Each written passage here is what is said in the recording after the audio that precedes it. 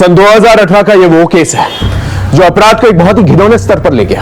एक police officer होने के नाते हम कई केसेस से रूबरू होते हैं, अपराधी पीड़ित दोनों से मिलते हैं, लेकिन ये केस हमारी पुलिस फाइल्स का एक ऐसा केस है जो बहुत ही संगीन और बहुत ही सेंसिटिव है। एक ऐसा अपराध जो हम में से किसी के साथ भी हो सकता है, किसी के भी शांत जीवन में तूफान खड़ा कर सकता है, हंसते खेलते परिवारों को बर्बाद कर सकता है।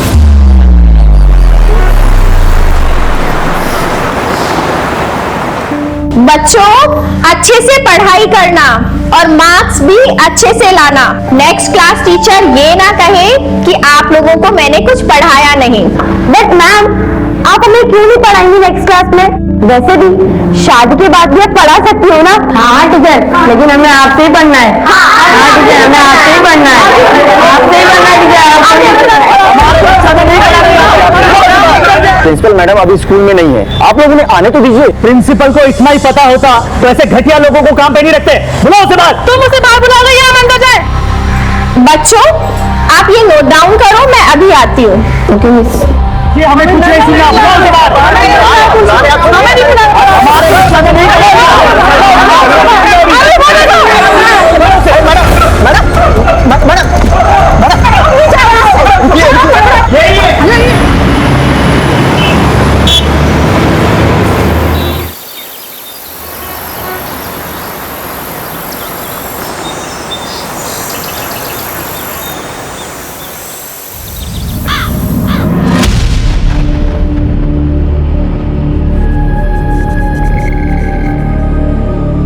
पापा, मुझे आपसे कुछ बात करनी थी। बेटा Vineet, I am getting late for work. अरे, आपने तो ठीक से नाश्ता भी नहीं किया अभी। नाश्ता निकलूंगा मैं, जूस पी लिया मैंने। चलो बेटा, कुछ तो खा लेते। बाद में बात करते हैं, ठीक है? बाय। मम्मी बोलेगी साड़ी में ना ठीक लग रही हूँ ना? अच्छी है ना ये साड़ी?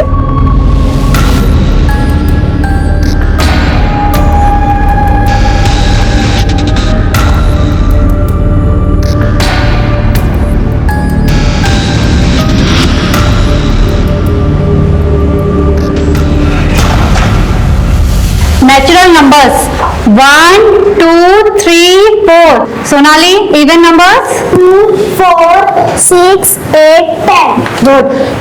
निधि, ऑड नंबर। निधि, क्या हुआ? सब ठीक है? मुझे फीवर जैसा लग रहा है, मैं घर जाना चाहती हूँ। चलो ऑफिस में मैं तुम्हारे पेरेंट्स को इन्फॉर्म कर देती हूँ। मैं अकेली चली जाऊंगी, मेरा कोई पास ही नहीं। Are you sure? चलो बच्चों, अब ये सब राइट डाउन करो अपनी अपनी नोटबुक में। मैं अभी चेक करूंगी सबका।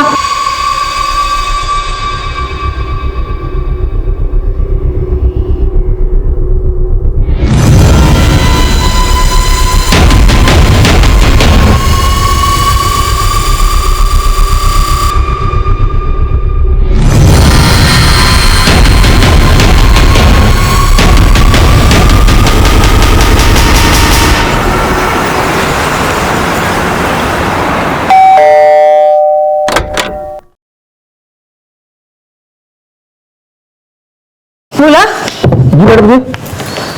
निधि कहाँ है? मैडम जी, निधि बेबी तो अभी तक स्कूल से आई नहीं। क्या आई नहीं अभी तक? मैडम, निधि अभी तक घर नहीं आई। आप प्लीज बता सकती हैं कि कब निकली थी यहाँ से? मुझे तो टाइम पर निकल गई थी यहाँ से।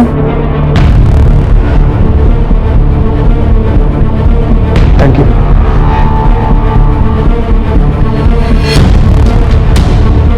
हाँ देवकी, निधि स्कूल से निकल गई थी, तो कहाँ गई होगी? और तुम्हें कैसे कुछ नहीं पता? हाँ, मुझे कैसे पता होगा सागर? मैंने उसके सारे फ्रेंड्स को कॉल किया, किसी को कुछ नहीं मालूम है। कोचिंग क्लास में भी कॉल किया था, तो वहां पे भी नहीं गई है। सागर, मुझे बहुत डर लग रहा है। सर, निधि स्कूल से निकल चुकी थी, लेकिन ना वो घर पहुंची ना अपने कोचिंग क्लास में। फिर ऐसे कैसे हो सकता है सर?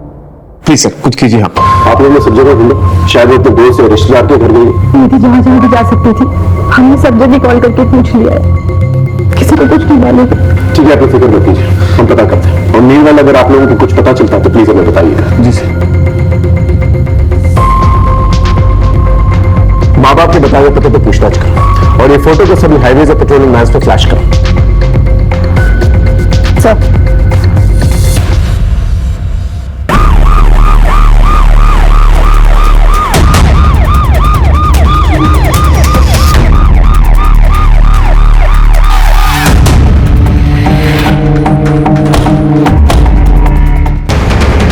सर, ये तो वही लड़की है निधि, जिसकी मिसिंग कंप्लेंट का रात को उसके पेरेंट्स ने दर्ज कराई थी।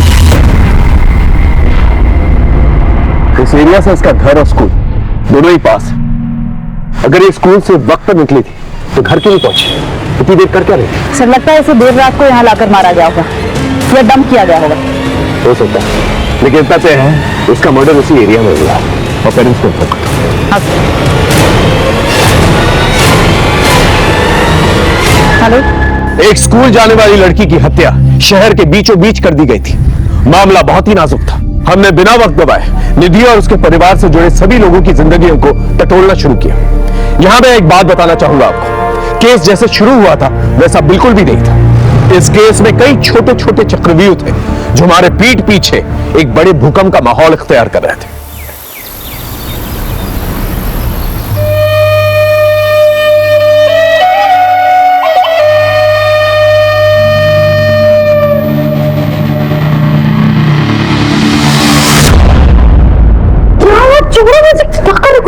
देखने दो ना, इसीलिए बुलाया मुझे।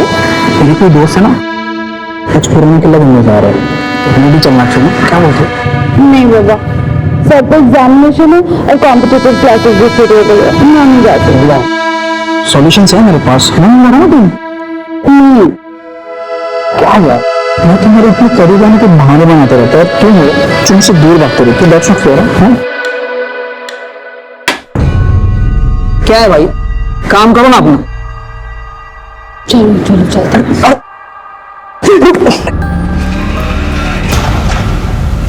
मनीषा, हमें सबसे पहले गवर्नमेंट से परमिशन लेनी होगी क्योंकि इस केस में आला दर्जे के गवर्नमेंट ऑफिसर्स इन्वॉल्व हैं। मैं सारी लीगल फॉर्मेलिटीज पूरी कर दूंगी सर। और एक बात का ध्यान रखें, अपने भरोसेमंद लोगों के अलावा किसी के साथ इंफॉर्मेशन शेयर नहीं करना। भरोसा रखिए सर।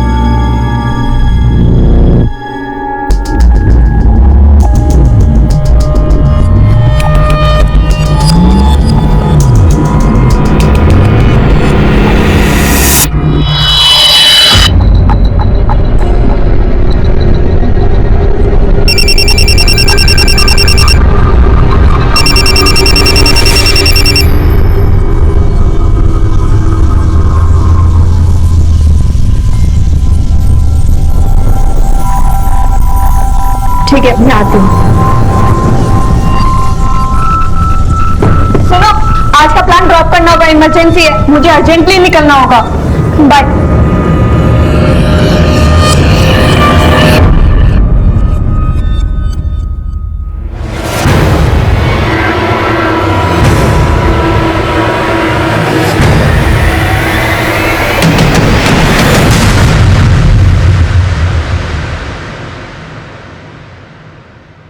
सर, ये मेरी छोटी बहन और उसके फ्रेंड्स हैं, इन्हें छोड़ दीजिए प्लीज।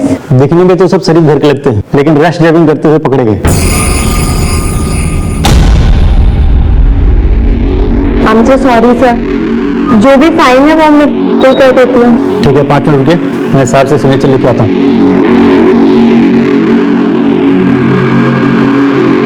दीदी, आई एम सॉरी, मेरी वजह से आपको इतना। मैंने कुछ पूछा तुमसे? ये सब करने जाती हो तुम कॉलेज? हाँ, और तुम 1000 बार मना किया है मैंने, मेरी बहन से दूर रहने को बोला है ना तुम्हें। ये तुम्हारी लास्ट वार्निंग है, समझे? ठीक है, आप ले जा सकते हैं। Thank you. चलो।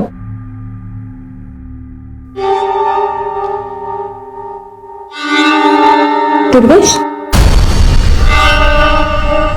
वो डॉक्टर कह रही थी कि ये समय बहुत अच्छा है माँ बनने के लिए। इतनी जल्दी क्या है? जल्दी मुझे नहीं, तुम्हारे पेरेंट्स को है। आखिर प्रॉब्लम क्या है? तुम मेरे सवालों के जवाब नहीं देते, लेकिन मुझे लोगों के सवालों के जवाब देने पड़ते हैं। हाँ तो दो, जिसे जो कहना है वो कहो, पर मुझे परेशान मत करो। अगर तुमने शादी माँ बनने के लिए की ना, तो किसी और से शादी कर लेती तो अच्छा होता।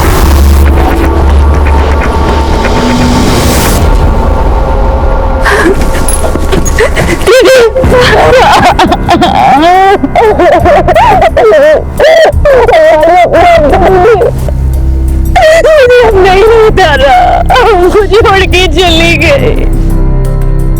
तुझे उसे वही रोक लेना चाहिए था, कम से कम उसकी जान तो बच जाती न था।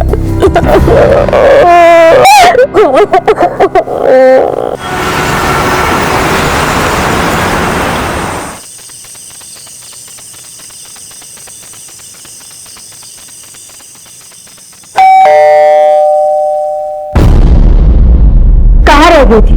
वो मैंने इसे बुला लिया था डिनर पर, तो बस इसीलिए लेट हो गए। चलो अब अंदर।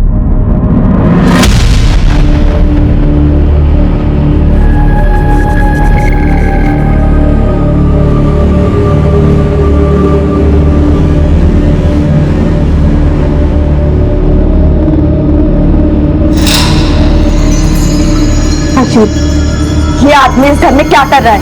मेरी बात समझने की कोशिश करो। तुम्हारी शादी की बात करने आया हूँ। शादी?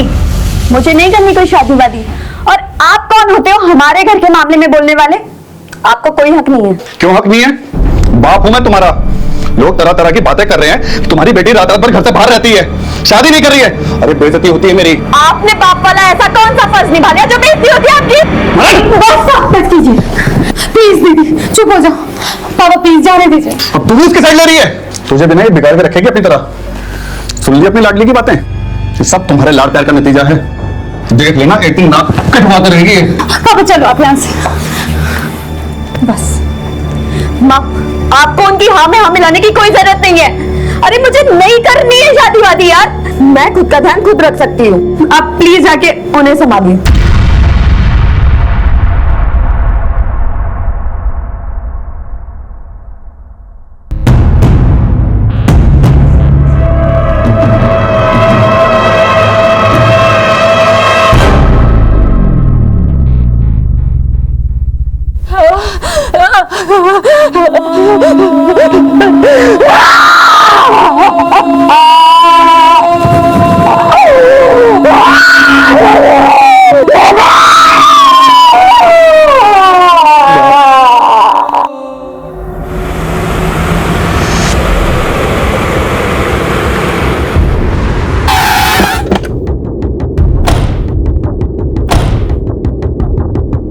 इन दिनों आपने किसी को निधि का पीछा करते या फिर उस पर नजर रखते हुए देखा था? नहीं मैम। तो स्कूल में किसी लड़के से या टीचर से कोई लड़ाई झगड़ा? नहीं मैम, हमारे स्टूडेंट और स्टाफ में कोई ऐसा नहीं था जो निधि को पसंद नहीं करता। वो एक बिल्डिंग लड़की थी।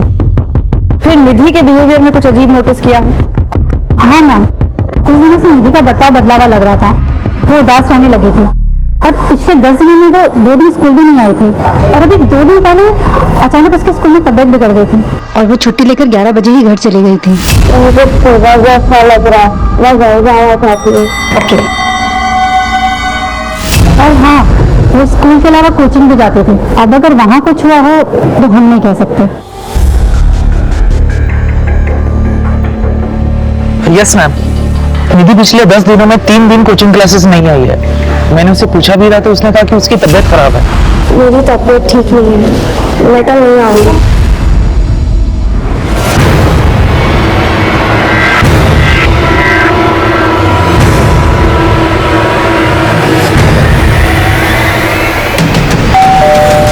पिछले 10 दिनों में निधि स्कूल से 2 दिन और कोचिंग क्लास से 3 दिन एब्सेंट रही। उसकी तबीयत ठीक नहीं थी। निधि एब्सेंट थी? ऐसा कैसे हो सकता है सर? वो तो डेली जाती थी और तबीयत भी ठीक थी उसकी। लेकिन 2 दिन पहले सिकनेस की लीव लेके वो स्कूल से जल्दी निकली थी। लेकिन परसों वो कुछ देर से लौटी थी। निधि आज लेट हो गई? और मुझे कुछ नोट्स कंप्लीट करनी थी, इसलिए स्कूल में देर हो गई। कितनी देर?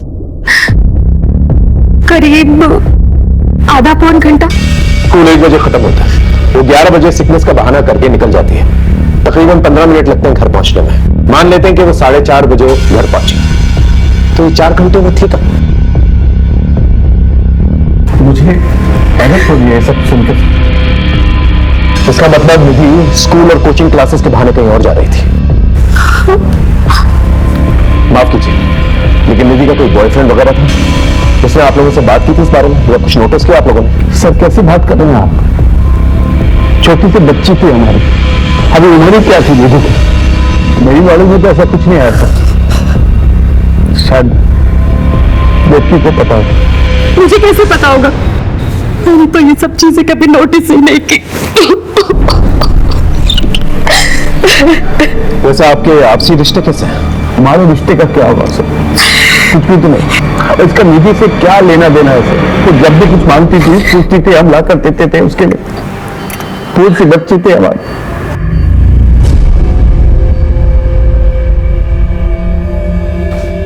खैर, जरा सोच कर बताइए, आपका कोई दुश्मन जो निधि को मार सकता? नहीं सर, हमारे किसी से कोई दुश्मनी नहीं है। मैं तो अपने बिजनेस पर फोकस करता हूँ। पता नहीं तुम्हारी बच्ची को इसलिए बाहर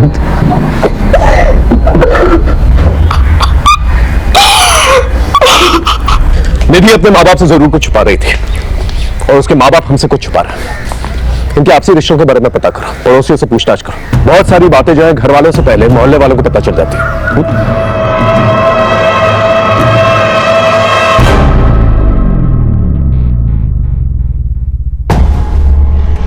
ये क्या बात हुई? आपका बेटा चित्रा से कह रहा है कि दूसरी शादी कर ले और आप चित्रा से बच्चे की उम्मीद लगाए बैठे हैं। अरे नहीं नहीं समधी जी, जरूर पति पत्नी में कुछ कहा सुनी हुई होगी और आपकी बेटी घर की हर बात बताएगी और आप इस तरह लड़ने से लड़ेंगे। ये क्या बात हुई? मैं हूँ यहाँ पर, अभी इन लोगों का नया नया रिश्ता हुआ है, थोड़ा समय देते हैं इन्हें। वही तो मैं कह रहा हूँ समधन जी, आप ही लोग बच्चे की रट लगाए बैठे हैं और आप ही लोग समय देने की भी बात कर रहे हैं। इसमें चित्रा क्या करे?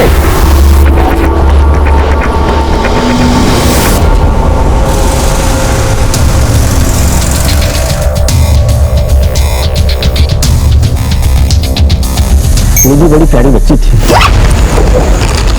जो बच्ची अपना खाना दूसरे को खिला सकती है, अपना खिलौना दूसरे को दे सकती है, ऐसी बच्ची का दुश्मन कौन हो सकता है? हाँ, सागर को अपने पैसे का थोड़ा घमंड था, लेकिन निधि में ऐसी कोई बात नहीं थी। आपने कहा कि सागर को पैसों का घमंड था, क्या उसका कोई दुश्मन हो सकता है? तो दुश्मनी का तो मुझे पता नहीं, लेकिन इन मियां बीवी की आपस में बनती नहीं थी। और ये बात आपको कैसे पता चली? मेरे नौकर ने बताया। वो सागर का नौकर भोला का दोस्त है, आपस में एक दूसरे घर की कहानी बताते रहता है। मैडम, साहब और मेम साहब ऐसे ही है। ऐसा एक भी दिन नहीं गया होगा कि साहब और मेम साहब आपस में झगड़े नहीं हो। किन बातों पे झगड़ा होता था? देखिए, तुमने आज जो तमाशा किया ना, वो गलत है। अच्छा, मैं तमाशा कर रही हूँ, मैं जो कर रही हूँ वो गलत है और जो तुम कर रहे हो वो सब सही है। क्यों जिम में बिजी रहते हो? यही बोलते हो ना तुम? बीवी और बच्ची से बात करने का टाइम नहीं है तुम्हारे पास, क्योंकि तुम निहारिका के साथ बिजी रहते हो। यही सब करना था तो मेरे साथ शादी क्यों की? तुम्हारा ये जो पागलपन है ना, तुम अपने पास ही रखो। तुमसे बात करना बेकार है।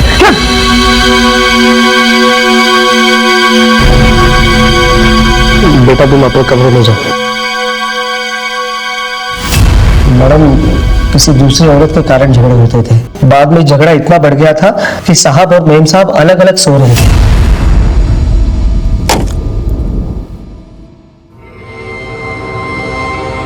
इन झगड़ों का बुरा असर निधि पर पड़ रहा था। वो उदास रहने लगी थी।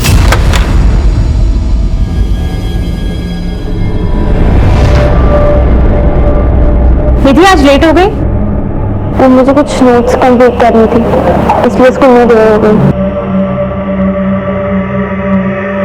बोला जी मेम साहब। निधि के लिए खाना गर्म कर दो। जी।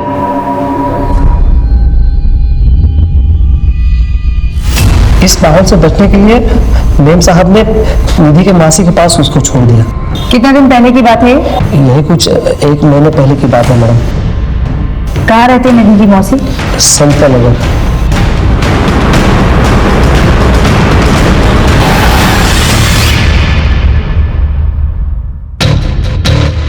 क्या यही है दुखी की धूम का? सर पता तो यही बताया। प्रिया बेटा, तुम अंदर जाओ। जी सर, 15 दिन से निधि यहीं पर थी। प्रिया से उसकी बहुत अच्छी बनती थी, बहुत अच्छे से रहती थी वो यार। पर फिर दीदी का फोन आया और उन्होंने कहा कि वो निधि को लेकर जाएंगे। तो निधि तो यहाँ से जाना ही नहीं चाहती थी। मासी, मासी, मुझे नहीं जाना है मम्मी के साथ, मुझे यही रहना है आपके पास। इधर आओ बेटा, बैठ। निधि, सब ठीक हो गया वहाँ। और तुम फिक्र क्यों कर रही हो? हम आएंगे ना तुमसे मिलने वहाँ। मासी, मैं हमेशा के लिए यही नहीं रह सकती क्या? मम्मी, निधि दीदी को यहीं रख लो ना। काश मेरी मम्मी भी आपके जैसी होती, आप मुझसे कितना प्यार करती हैं। और वहाँ मम्मी डैडी हमेशा झगड़ा करते रहते हैं। इसका मतलब ये बात सच है कि आपके जीजा जी और दीदी के बीच में जो झगड़ा होता था किसी लड़की की वजह से होता था। उस लड़की का नाम पता है आपको?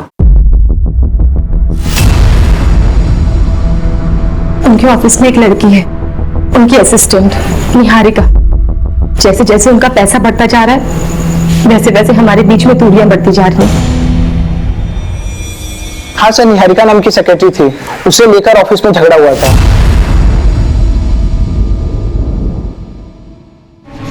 तू ही है वो नाटी जो मेरे बसे बसाए घर में जहर फूंक रही है। मैम, आप ये क्या कह रही है? बताओ मैं क्या कर रही हूँ, बताओ तुझे मैं क्या कर रही हूँ? मुझसे बात करते कि क्या तमाशा लग रखा है तुमने? क्या पता, ये ऑफिस ही है। इसीलिए बिजी रहते हो ना तुम, इसीलिए घर देरी से आते हो, थक जाते हो तुम। आज तुम्हें ये फैसला लेना होगा, या तो तुम्हारी जिंदगी में चुड़ैल रहेगी, या मैं और निधि। और इस सवाल का जवाब सोच कर खड़ी रखना, समझे तुम? अफेयर था या नहीं वो तो मुझे नहीं पता सर, लेकिन उसकी बड़ी बेइज्जती हुई। उस दिन के बाद से निहारिका ने ऑफिस आना भी बंद कर दिया। ठीक से करो। मैडम, हॉस्पिटल से फोन आया, निधि की पोस्टमार्टम रिपोर्ट आ गई है।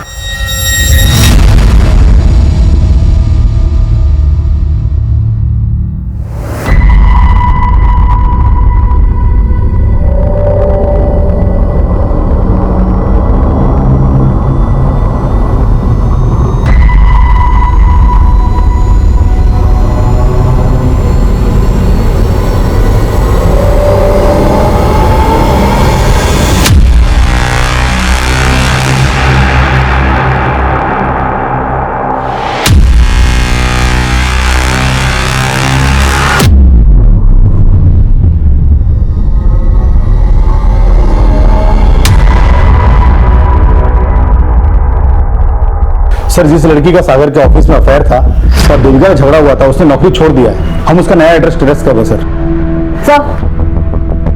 निधि की पोस्टमार्टम रिपोर्ट काफी शॉकिंग।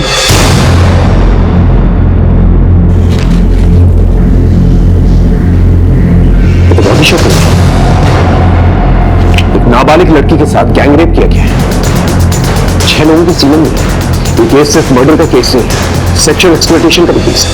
मैं भी हैरान रह गई सर, इतना ब्रूटल असॉल्ट, वो भी रिपीट हुई। एक काम करो, निधि से रिलेटेड सारी इंफॉर्मेशन कलेक्ट करो। जब तक हमें पूरी इंफॉर्मेशन नहीं मिल जाती, हमें नहीं पता चल पाएगा कि निधि की लाइफ में क्या चल रहा था। छोटी से छोटी इंफॉर्मेशन कलेक्ट करो। एक बेगुनाह बच्ची के साथ इतना बड़ा दुष्कर्म करने वाले को बख्शा नहीं जाएगा। अपनी पूरी पुलिस टीम को अलर्ट करो, इस केस से रिलेटेड सभी लोगों से दोबारा पूछताछ करो। पोस्टमार्टम रिपोर्ट आने के बाद हमारा पूरा पुलिस डिपार्टमेंट हिल चुका था, क्योंकि अब हत्या के साथ साथ सामूहिक बलात्कार की धाराएं भी जुड़ चुकी थी। अपराध की बर्बरता को देखते हुए एक ही सवाल मन में बार बार उठ रहा था कि निधि कितने दर्द से गुजरी होगी। ऊपर से भी हम पर प्रेशर था और कई सामाजिक संस्थाओं ने इस गंभीर मुद्दे पर अपनी चिंता व्यक्त की थी। सवाल कई थे और जवाब ढूंढने में हम सरगर्म थे। हमारी पुलिस टीम के अलावा भी हमने इस केस की छानबीन में और लोगों को जोड़ लिया था। एक आम घर की आम लड़की के साथ इतना बड़ा जुर्म एक बहुत बड़े अपराध की दस्तक था, और इस दस्तक को पकड़कर असली अपराधी तक पहुंचना हमारे लिए एक बहुत बड़ा चैलेंज।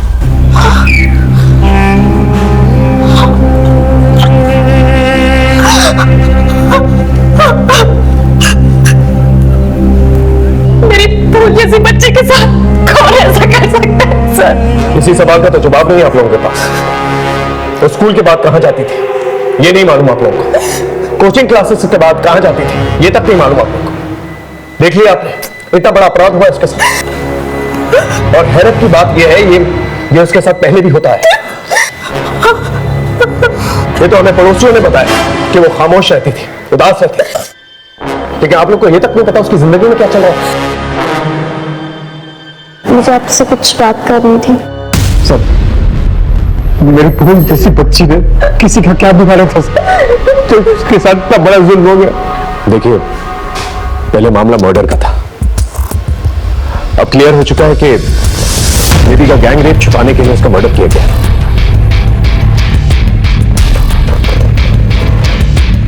मैं आप लोगों से एक वादा जरूर करता हूं कि मुजरिम को हम जल्द से जल्द पकड़ के लेकर आएंगे।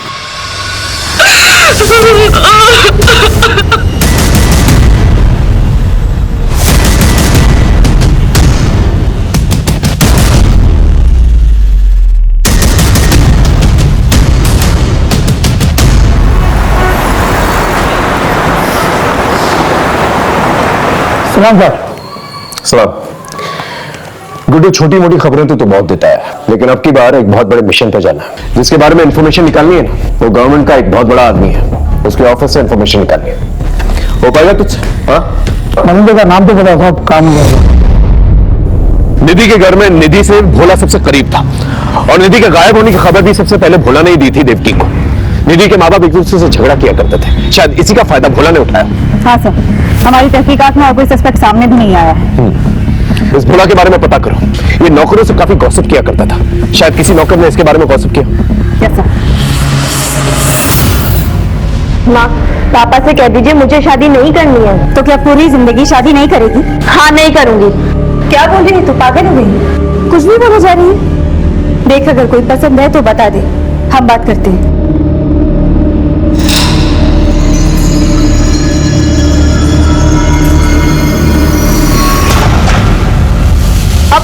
इसे क्या हुआ है? क्या देख।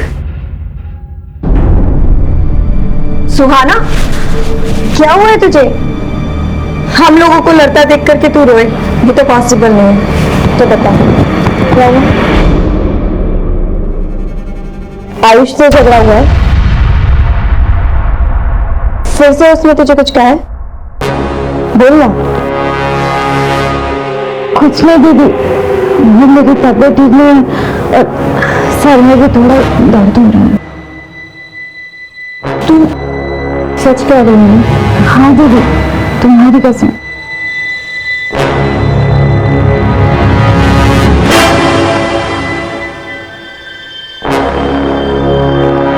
हेलो मैडम, अभी एक बात निकल के सामने आई है कि भोला का दूसरे नौकरों से झगड़ा हुआ था।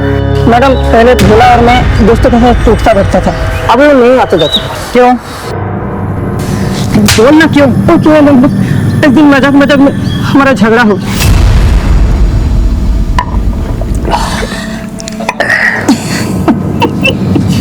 क्या है बोला? तेरा साहब का अभी भी चक्कर चल रहा है क्या? अरे उनके मामले में नहीं बोलते, वो बड़े लोग हैं। बड़े तो उनकी बेटी भी हो रही है। क्या बोलना क्या चाहता था? बोल, हाथ मारता है कि नहीं? साइकिल से कटे के बाद छोड़ेंगे नहीं तुमको, छोड़ेंगे नहीं हमको। क्या बोलेगा? मैंने तो उसको वही कहा था जो बोला कि फितरत थी। कॉलोनी के सब काम वालियों के पीछे पड़ा रहता था, अक्सर निधि के साथ भी साइकिल सिखाते हुए दिखता था, इसलिए थोड़ा मजाक किया था तुमने। नाबालिग लड़की के लिए घर के नौकर से गंदी बातें करना तुझे मजाक लगता है?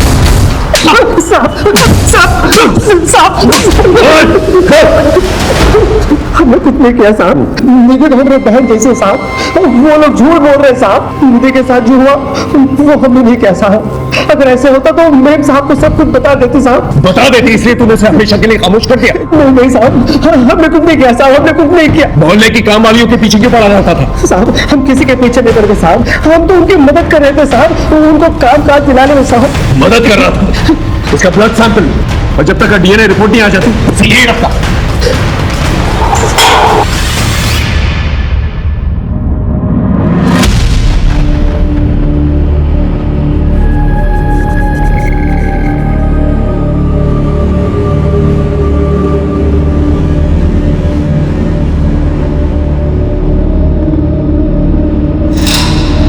मैम, मैम,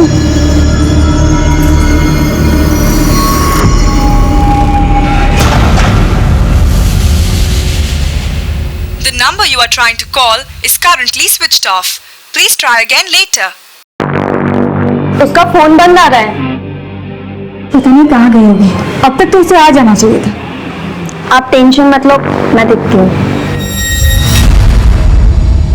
दीदी, कॉलेज से तो हम लोग साथ ही निकले थे और वहाँ रास्ते में दुकान पड़ती है कपड़ों की, तो उसे कुछ लेना था, वो वहीं रुक गई। कौन सी दुकान?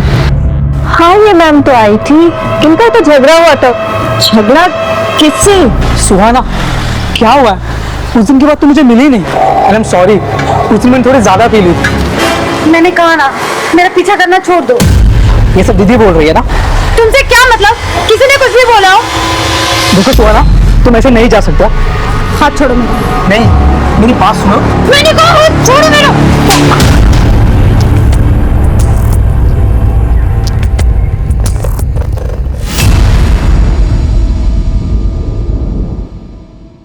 सर, ये मेरी छोटी बहन है सुहाना।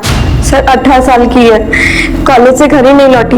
हम लोगों ने हर जगह ढूंढा पर कोई इन्फॉर्मेशन नहीं मिल रही है। और सर इसका फोन भी बंद आ रहा है। आपको किसी पर शक है या किसी लड़के से कोई अफेयर? जी सर, आयुष सुहाना का बॉयफ्रेंड था। इन दोनों का ब्रेकअप हो गया था, पर अभी रिसेंटली मुझे पता चला है कि इन दोनों में झगड़ा हुआ था। सुहाना का बॉयफ्रेंड था? ये बात मुझे पहले क्यों नहीं बताई? आप कौन है? सर मैं सुहाना और इसका पिता हूं, लेकिन इन लोगों के साथ रहता नहीं सर। क्यों? दरअसल हमारी आपस में बनते नहीं सर। सुजाता, ये सब सिखा रही अपनी लड़कियों को? अच्छा, जो आपको सिखाना चाहिए था वो तो आपने कभी सिखाया नहीं हमें। ये क्या लगा रखा है तुम लोगों ने? और ये आयुष कहाँ रहता है? चल बता, सुहाना कहाँ है? सर मुझे नहीं पता सुहाना कहाँ है। अभी 2 दिन पहले हमारा ब्रेकअप हो गया था। और ब्रेकअप के बाद गायब कर दिया उसे। बोल कहाँ है वो? आश्विति झूठ बोल रही है मुझे फंसाने के लिए। वो तो पहले से मुझ पर चिढ़ती थी और उस दिन के बाद कुछ ज्यादा ही। ये सब करने जाते हो तुम कॉलेज? हाँ, और तुम 1000 बार मना किया है मैंने, मेरी बहन से दूर रहने को बोला है ना तुम्हें। ये तुम्हारी लास्ट हुआ नहीं है। उस दिन गलती हो गई मुझसे, लेकिन आश्विति के कहने पर सुहाना ने मिलने से भी मना कर दिया था। बॉयफ्रेंड था ना तो उसका, पता कहाँ गई वो? मुझे कैसे पता चलेगा सर? मैं तो बताऊँ आशिकी का क्या धरा ये सब मुझे फंसाने के लिए। मुझसे नफरत करती थी और इसलिए मुझ पे ना ये सब झूठे इल्जाम लगा रही है। सुहाना की डिटेल्स निकालो, सारे इलाके में पूछताछ करो, शायद कुछ पता चले। Okay sir. रमन आपसे सबसे मिलना था। अवस्थी साहब ऐसे नहीं मिलती किसी से, उनसे मिलने के लिए अपॉइंटमेंट लेनी पड़ती है। कैसे मिलेगी अपॉइंटमेंट? 1 मिनट।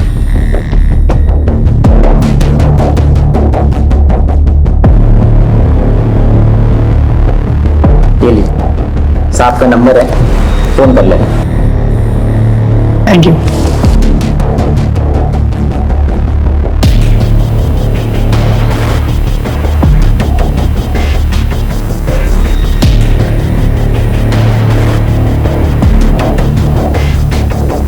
हेलो,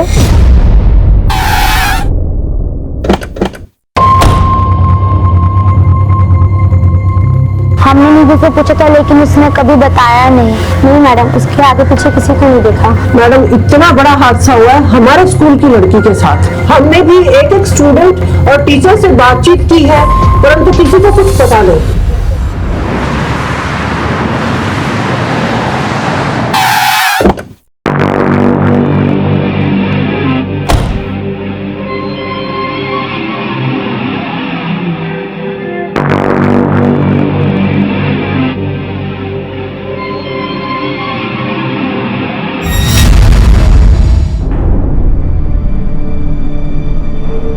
दुर्गेश, मुझे तुमसे बात करनी है।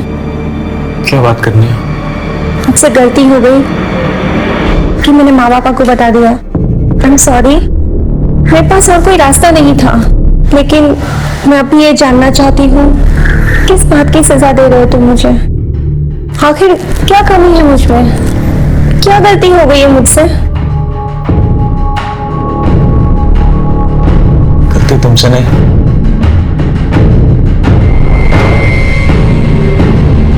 मुझसे। कैसी गलती? खबर क्या है वो बता। तो 1 साल पुरानी बात है। दीदी की स्कूल में एक टीचर थी, नीता, उसके नाम था गोपाल।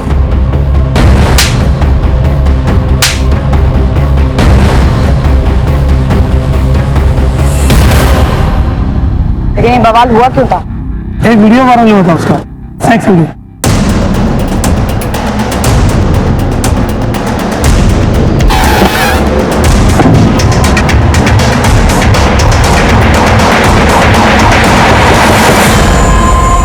मीता कहाँ है? उसे बुलाइए, हम उसे कुछ जानना चाहते हैं। मीता ने तो आत्महत्या कर ली। अच्छा हुआ जो उसने खुद ही जान दे दी, वरना मैं अपने हाथों से मार देता उसे। उस लड़की ने नाक कटवा दी थी मेरी। कितनी बेइज्जती हुई हमारी। गुप्ता जी, हाय हाय, गुप्ता जी, हाय हाय, गुप्ता जी, हाय हाय, ले चलो इसे। गुप्ता साहब, हाय हाय, गुप्ता साहब, ये देखिए, देखिए अपनी बेटी की करतूत। ये गुल खिला रही है आपकी बेटी, ये हमारी बेटियों को पढ़ाएंगी और उन्हें अपने जैसा बनाएंगी। पापा मेरी बात का यकीन कीजिए पापा, ये वीडियो मुझे ब्लैकमेल करके बनाया गया पापा। अरे ये क्या किया तूने? हमें किसी को मुंह दिखाने के लायक नहीं छोड़ा तूने। पापा मैं सच कह रही। देखिए बस, अब आप लोग अपना ठिकाना कहीं और देख लो, वरना भारी पड़ेगा आप लोगों को, कह देते हैं। चलो रे। बहुत बदनामी हो गई थी, इसलिए दुर्गेश ने सगाई तोड़ दी। कोई भी लड़का वही करता जो दुर्गेश ने किया। थोड़ी सी शर्म बची थी, इसलिए मीता ने आत्महत्या कर ली।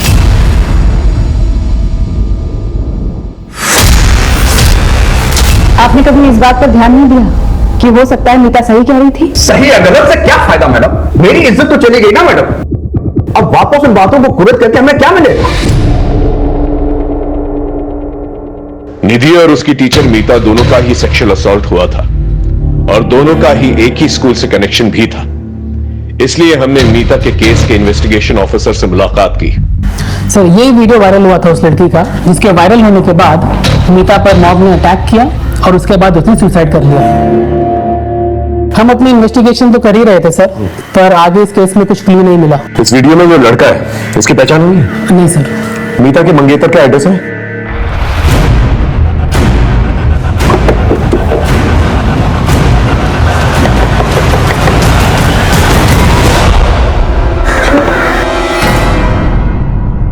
क्या हम दुर्गेश से मिल सकते हैं? उन्होंने 1 महीना पहले ही सुसाइड कर लिया। क्या आपको दुर्गेश की मंगेतर मीता के बारे में कुछ पता था?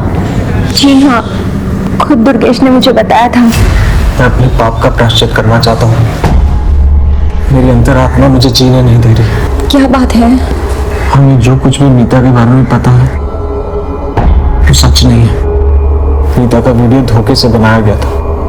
उसी वीडियो से उसे ब्लैकमेल करके बार बार गलत काम करवाए जा रहे थे। ये बात कही थी उसने मुझसे, लेकिन मैंने उस पर यकीन नहीं किया और उससे शादी तोड़ दी। हो सकता है वो झूठ बोल रही हो। नहीं, झूठ नहीं बोल रही थी वो। उसका MMS है इंटरनेट पर। मीता ने अपनी जान देकर सच्चाई का सबूत दिया। उसी रात उन्होंने सुसाइड कर लिया। उसके अलावा मैं कुछ नहीं जानती। ये मामला केवल निधि का नहीं है, बल्कि मीता के साथ भी इस किस्म का अपराध हो चुका है। मुझे लगता है भोली भाली लड़कियों को ब्लैकमेल करके उनको सेक्सुअली असॉल्ट करने का एक रैकेट चल रहा है और मुझे तो शक है कि निधि और मीता को एक ही इंसान ने टारगेट किया है। बड़ी अजीब बात है सर, इनमें से किसी एक ने भी कानून का दरवाजा नहीं खटखटाया। शायद इन्हें इतना डराया धमकाया गया होगा कि वो अपनी जुबान ही नहीं खोल पा रहे। एक काम करो, अपने नेटवर्क को एक्टिवेट करो और सारे थानों से जो है रिकॉर्ड मंगवाओ और अपने खबरियों से ही पता करो कि इस शहर में इस किस्म के केसेस और भी हुए क्या। ओके, सर,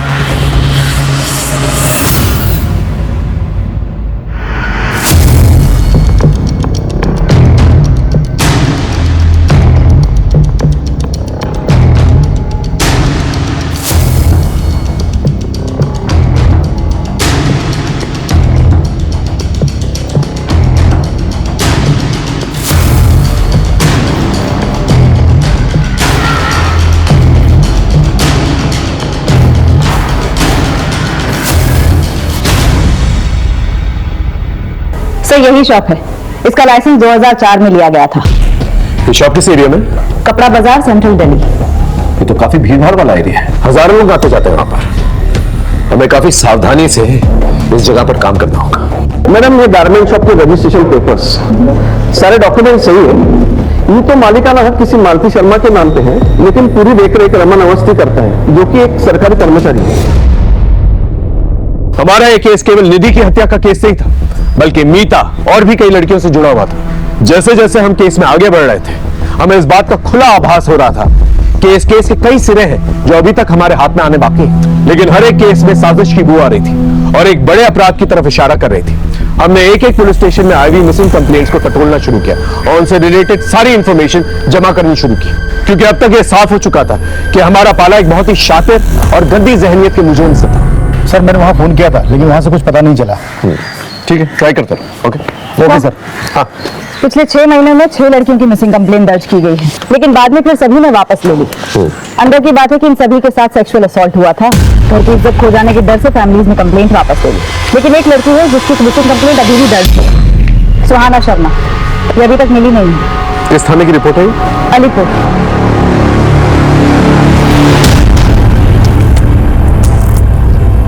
सुहाना शर्मा नाम है। लास्ट टाइम इसे एक गारमेंट शॉप के बाहर दिखा गया था। वहां पर इसकी अपने बॉयफ्रेंड से लड़ाई भी हुई थी। हमने इसके बॉयफ्रेंड को डिटेन भी किया तो उसने कहा कि वो इस लड़की के बारे में कुछ नहीं जानता। इसकी बहन अश्विनी ने कंप्लेंट दर्ज करवाई थी हमारे यहाँ। हमने काफी ढूंढने की भी कोशिश की लेकिन कोई लीड नहीं मिला और बाद में उसकी फैमिली ने भी अपडेट लेना बंद कर दिया। उनकी फैमिली का कोई कॉन्टैक्ट नंबर? आपने जब इन्फॉर्म किया कि आप यहाँ आ रही हैं तो मैंने कांस्टेबल से कहा था कि उनकी फैमिली से कांटेक्ट करें। ठीक है। अश्विनी से कोई कांटेक्ट हुआ? सर अश्विनी का नंबर भी बंद आ रहा है और वो ट्रेस भी नहीं हो रही है।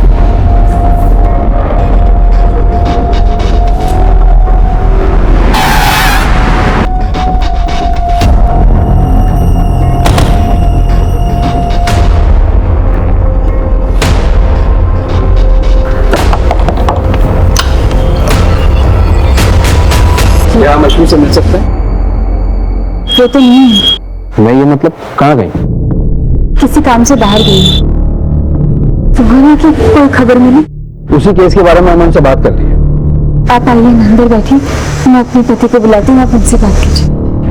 जी कहिए, मैं आपकी क्या मदद कर सकता हूँ? सुहाना मिसिंग केस के बारे में अश्विनी से बात करें। वो सर मेरी बीवी ने बताया ना आपको, बाहर गई किसी काम से। उनका फोन बंद आ रहा है। तब तक बैटरी का प्रॉब्लम हो। आप मुझे बताइए ना क्या बात है सर? सुहाना मिसिंग केस के बारे में आप लोगों ने कई दिनों से कोई अपडेट नहीं लिया, पूछ सकता हूँ क्या? कितना अपडेट लेते सर?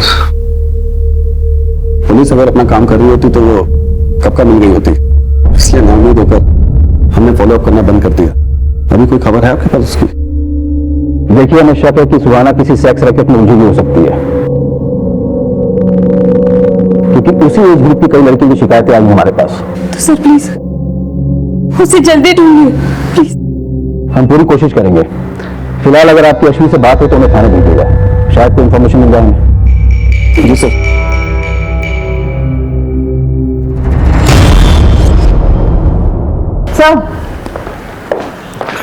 सासवी का नंबर पिछले 15 दिनों से बंद आ रहा है और उसके पड़ोसियों ने भी उसे देखा नहीं, लेकिन एक नंबर है कॉल रिकॉर्ड्स में जो बार बार फीचर होता है, जिससे आशु लगातार टच में थी।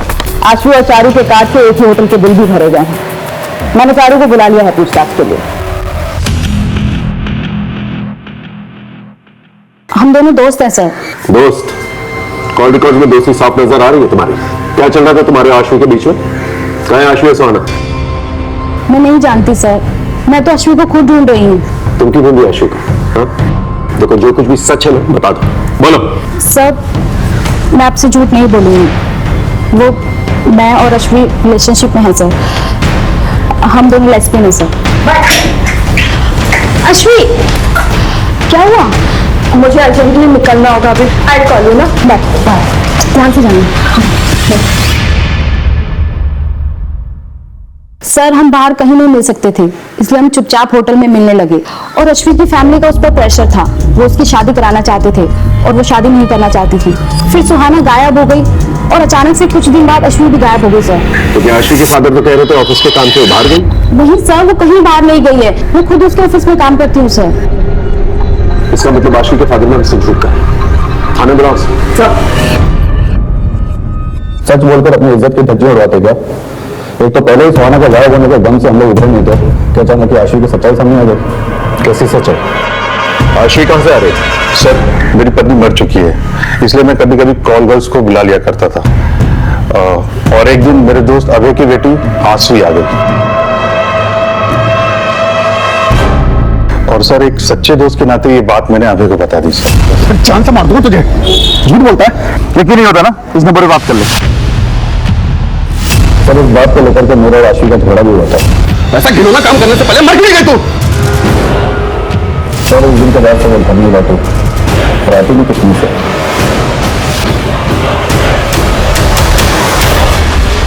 कहां से बुलाया था आशु को?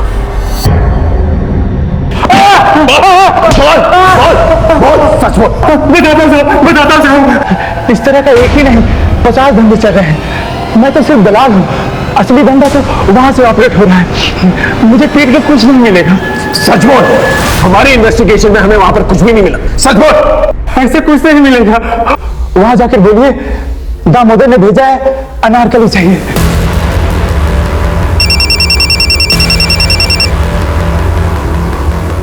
हेलो, ठीक है सर, निहारिका का पता चल गया है।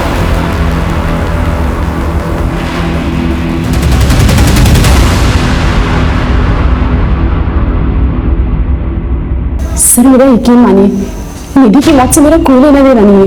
फिर भागी क्यों थी? मुझ में हिम्मत नहीं रही कि मैं अपनी कलीग से नजरें मिला पाऊँ, इसलिए मैं वहां से निकल गई थी सर। जहां इतनी बातें वेरीफाई हुई है, तुम्हारा स्टेटमेंट भी वेरीफाई होगा, और जब तक ये बात सच नहीं साबित हो जाती तुम यहीं रुकोगी।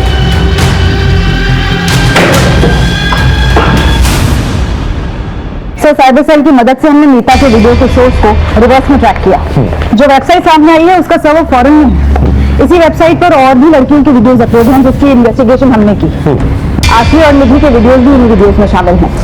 इसका मतलब पहले इन लोग के वीडियोस बना के इन्हें ब्लैकमेल किया जाता है, और फिर बाद में प्रोस्टिट्यूशन में ढकेल दिया जाता है, और फिर और पैसे कमाने के लिए इन्हें फॉरेन साइट्स पे बेच दिया जाता है। इन दरिंदों को रंगे हाथों पकड़ना पड़ेगा। 6 महीने पहले नीता को टारगेट करते हैं ये लोग, और 1 महीने पहले आशु और सुहाना को, और 10 दिन पहले निधि।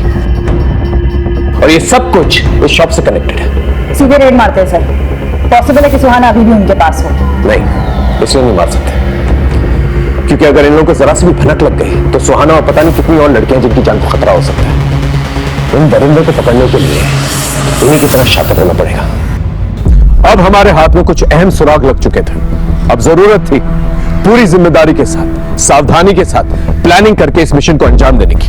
हमारी जरा सी भी लापरवाही मुजरिम को चौकन्ना कर सकती थी, उन्हें फरार होने का इशारा दे सकती थी। इसलिए पूरी जिम्मेदारी के साथ और मामले की संजीदगी को समझते हुए हमने प्लानिंग शुरू की।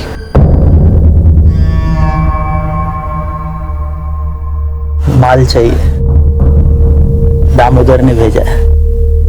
अनारकली चाहिए, मिलेगा ना? असली वाला और कौला। माल दोगे तो सब मिलेगा।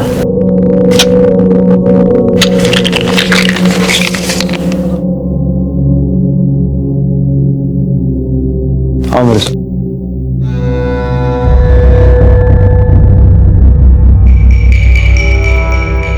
अंदर आओ।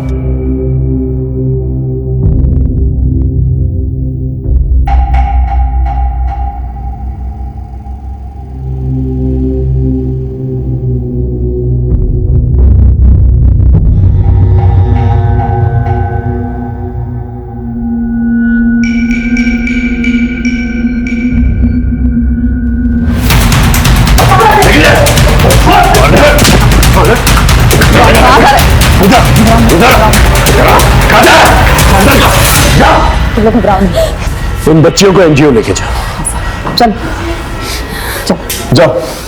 घबराओ।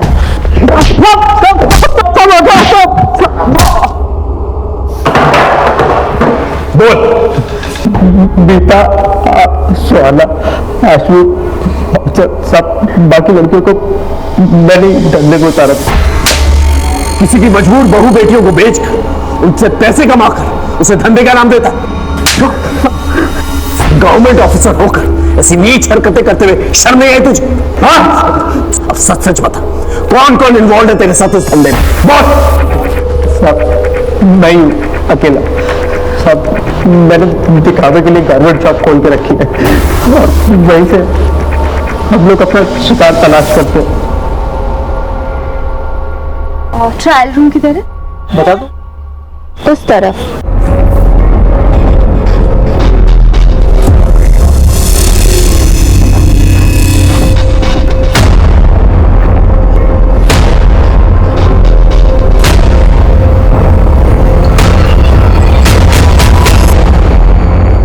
एक बार वीडियो बन जाता था तो फिर लड़कियों को ब्लैकमेल करना कोई मुश्किल काम नहीं होता था साहब। हम जानबूझ के सीधी सादी लड़कियों को और कम उम्र की लड़कियों को अपना शिकार बना देते। ताकि वो आसानी से हमारे चंगुल में फंस सके।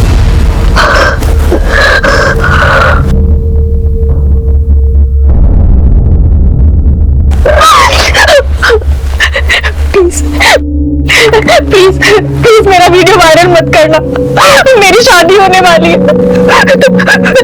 तुम जो बोलोगे, जैसा बोलोगे मैं करूंगी, प्लीज।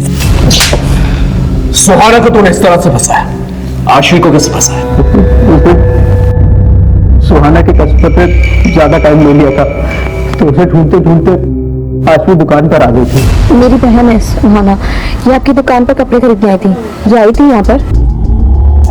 आशवी बहुत खूबसूरत थी साहब, और उसके हमें ज्यादा पैसे मिलते, इसलिए उस दिन हमने सुहाना को वहां से जाने नहीं दिए, और सुहाना के जरिए हमने आशवी को अपना शिकार बनाया।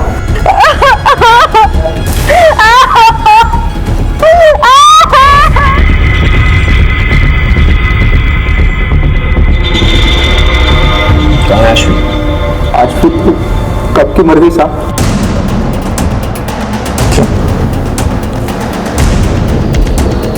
तूने उसका मर्डर किया?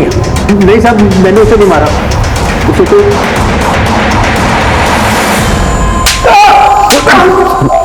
कमीने, बड़ी इज्जत की बातें कर रहा था ना तू, कि इज्जत के मारे वो कहीं चली गई। फिर रमन को फोन करके उसे वापस क्यों बुलाया? बोल। यकीन नहीं होता ना? ले इस नंबर पर बात करके देख ले। तो ये है तेरी जॉब? पापा, आप मेरी बात समझने की कोशिश तो कर। ये सब मैं मजबूरी में कर रही हूँ, ये सब मैं सुहाना की जिंदगी बचाने के लिए कर रही हूँ। ये देखिए, ये देखिए।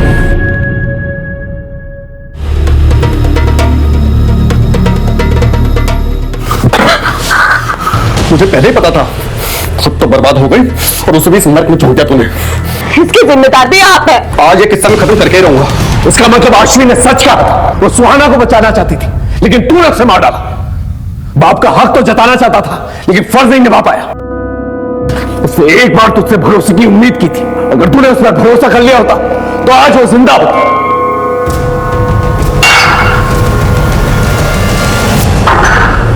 आशी और सुहाना का केस तो सॉल्व हो गया, अब निधि के दोषी से मिलता है।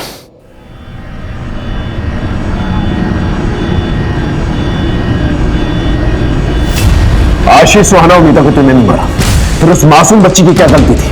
निधि, उसे क्यों मारा? निधि किसी के लिए खतरा बन गई थी, इसलिए उसे मारना पड़ा।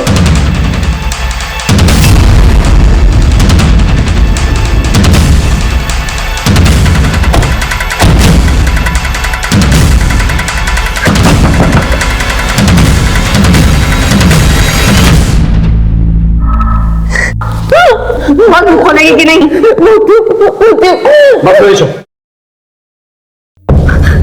सब बताती हूँ सर, मेरे पति शिव का बिजनेस अच्छा नहीं चल रहा था और मुझे पैसे चाहिए थे। मैं धंधे में आ तो गई थी, पर मुझे और पैसे कमाने थे, अपना घर खरीदना था, इसलिए एक दिन। तारा देख, एक फॉरेन की पार्टी है मेरे पास, 1 लाख रुपए मिलेगा। 1 लाख? लेकिन उन्हें बच्ची चाहिए, कम उम्र की, कुछ कर सकती है क्या? ऐसी लड़की मैं कहां से लाऊंगी?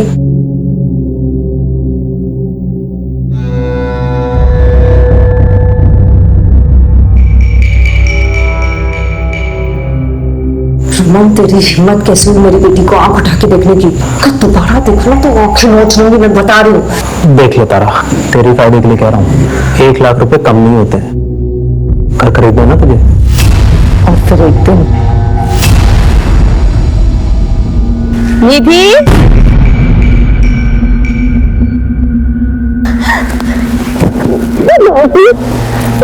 चले।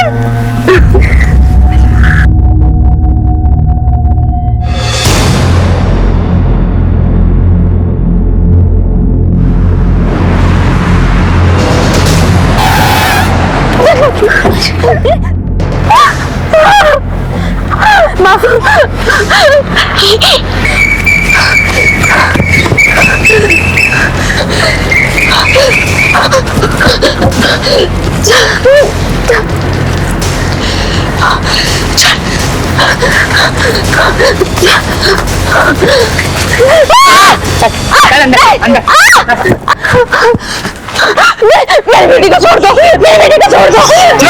तुझे भले ही पैसे से प्यार ना हो, लेकिन मुझे तो है। मैं तो वसूल करके रहूंगा। मैं दे दूंगी। बच्चे बने कराओ। कितने पैसे देगा इस लड़की की बता। मुझे तो ये नहीं, मुझे तो ये चाहिए। वो चाहिए। निकल।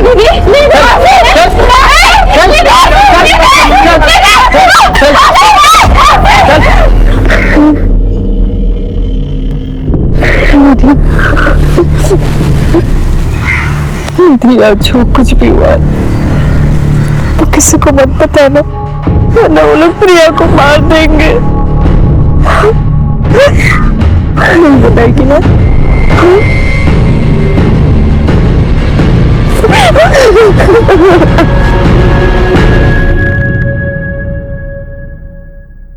कुछ दिन तो निधि चुप रही, लेकिन एक दिन बोल पड़ी।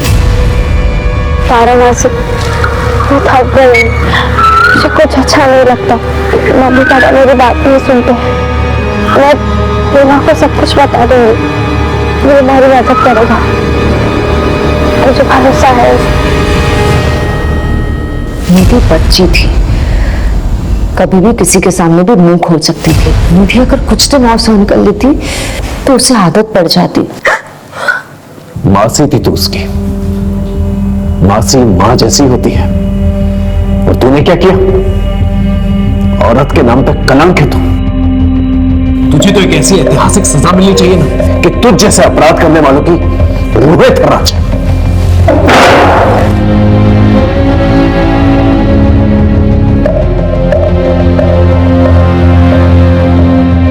जो संगीन जुर्म उस औरत ने किया है, अगर कानून में फांसी से बढ़कर भी कोई सजा होती तो मैं उसकी मांग करता जज साहिबा। ये औरत जात के नाम पर एक कलंक है, फांसी की सजा भी इस औरत के लिए कम होगी। निधि शर्मा के बलात्कार और फिर हत्या में तारा शर्मा ने जो भूमिका निभाई है, निधि ने अपनी मां से भी ज्यादा प्यार अपनी मासी से किया था, भरोसा किया था, और उसी मासी ने अपनी लालच के लिए उस मासूम को मौत के मुंह में धकेल दिया। लिहाजा तमाम सबूतों और गवाहों को मद्देनजर रखते हुए ये अदालत आरोपी तारा शर्मा को 20 साल की कैद बामुशक्कत की सजा सुनाती है। इस गिरोह के सरगना रमन अवस्थी और अन्य आरोपियों को भी सजा सुनाई जाती है। जिस तरह तारा का ये अपराध जुर्म की किताब का एक स्याह पन्ना है, उसी तरह तारा को दी जाने वाली ये ऐतिहासिक सजा दूसरे अपराधियों के लिए एक रोशन मिसाल बनेगी। तारा ने निधि का भरोसा जीता और उसे अपना शिकार बनाया। आशी पर अभय ने भरोसा नहीं किया और उसे मौत के घाट उतार दिया। फिर मीता के पिता और उसके मंगेतर दुर्गेश ने भी उस पर भरोसा नहीं किया और उसे अपनी जान देनी पड़ी। निधि के बदले हुए बर्ताव में छिपी हुई दस्तक सबने महसूस की, लेकिन अपनी दुनिया में मगर उसके माँ बाप ये दस्तक सुन नहीं पाए। इस केस को ऐतिहासिक केस इसलिए भी कहा जा सकता है क्योंकि ना ही सिर्फ इस केस में महिला को दी गई सजा बड़ी थी, बल्कि हमने इस केस को चंद महीनों में सॉल्व कर लिया था। जज साहिबा ने केवल ऐतिहासिक सजा नहीं सुनाई थी, बल्कि ऐतिहासिक जागरूकता भी लाई थी। देखते हैं हमारे आज के एपिसोड की दूसरी बात।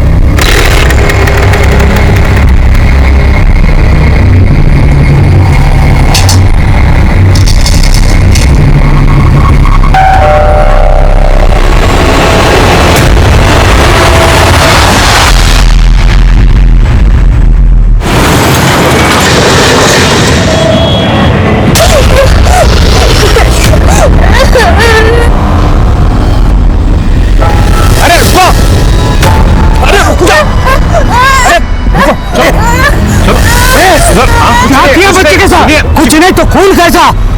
अरे आप मेरी बात नहीं हो रही है। अरे आप गलत समझ रहे।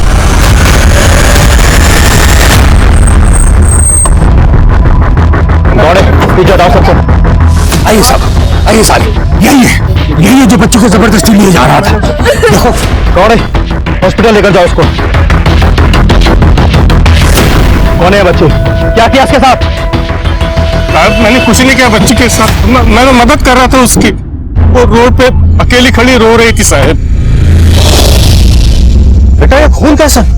मैंने बहुत पूछा उससे, उसने कुछ नहीं बताया। साहब वो जगह सुनसान थी और मैं उस बच्ची को सेफ जगह ले जा रहा था। मैं आप लोगों को कॉल करने ही वाला था कि वो बच्ची भाग गई। फिर इन लोगों ने मुझे गलत समझा और मेरी पिटाई कर दी। नाम क्या तेरा? सरोज। साहब यहाँ मिली थी बच्ची मेरे को। सावन आसपास चेक करो, शायद कुछ मिले। और कौन था? सर यही वो आदमी है, बोल रहा है बच्ची यहाँ मिली थी। बच्ची की हालत कैसी थी? सर मैंने उसे गावड़े के साथ हॉस्पिटल भेजा है। वो बच्ची तुम्हें यहाँ मिली थी, इसका कोई गवाह है तुम्हारे पास? कैसे होगा साहब, जब मैं उस बच्ची को ले जा रहा था कोई नहीं था। अगर तुम हमें घुमा रहे हो तो तुम्हारे खुद के लिए अच्छा नहीं होगा। साहब मैं सच बोल रहा हूँ। देखते हैं।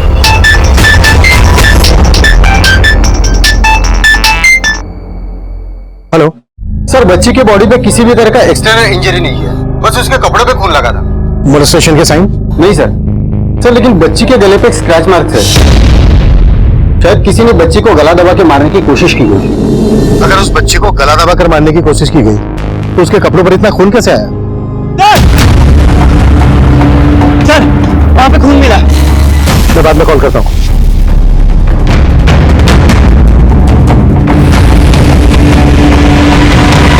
ये खून के निशान इस तरफ जा रहे हैं, जैसे किसी को घसीट कर ले जाया गया। कम।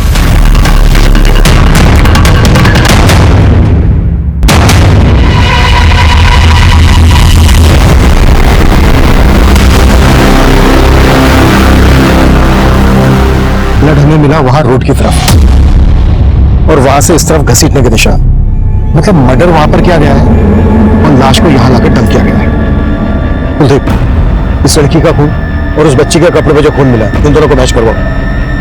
तब तक सरोज की खातिरदारी करते हैं। सर नमस्कार, मैं senior inspector Abhimanyu Jindal, crime petrol Dastak में आप सभी का स्वागत करता हूं। इस केस में सरोज हमें सबसे स्ट्रॉन्ग सस्पेक्ट लग रहा था, लेकिन वो लगातार अपनी बेगुनाही की सफाई दे रहा था। पर वो बच्ची हमें जिस हाल में मिली उसने हमें हिलाकर रख दिया। और सबसे विचित्र बात यह थी कि उस बच्ची के कपड़े खून से सने थे, जबकि उसको गला दबाकर मारने की कोशिश की गई थी और उस लड़की को चाकू से लगातार वार कर मारा गया। अगर उस लड़की का कातिल ही उस बच्ची का गुनहगार था तो कोई अपराधी एक ही क्राइम सीन पर एक विक्टिम को चाकू से और दूसरे विक्टिम को गला दबाकर मारने की कोशिश क्यों करेगा? तब हमारे लिए जानना बेहद जरूरी था कि उस लड़की और उस बच्ची का आपस में क्या कनेक्शन था। क्या वो दोनों एक दूसरे को जानते थे? बेटा आप इन्हें जानते हो? बेटा आप डरो मत। अच्छा बेटा, आप इनको तो जानते ही होंगे, इन्होंने ही आपको और उनको मारा है। ओके बेटा, आप डरो मत, हम इनके बारे में आपसे बिल्कुल नहीं पूछेंगे। ओके बेटा आप ब्रेक करो ना, डरो नहीं। आपको आपकी मम्मी के पास जाना है ना? हा? लेकिन हम कैसे लेके जाएंगे? हमको तो आपका नाम नहीं पता। आपका नाम क्या है? प्रीति। Nice name. और बेटा आपकी मम्मी का नाम क्या है? बोलो। मीरा। अरे वाह, आपको तो सब पता है। नहीं मालूम? अच्छा कोई बात नहीं, हम ढूंढ लेंगे आपका घर। लेकिन बेटा आपने अपनी मम्मी का नाम बताया, आपने नाम बताया, पापा का नाम तो बताया ही नहीं। बेटा आपके पापा का नाम क्या है? दूध। तो आपके पापा का नाम दूध है।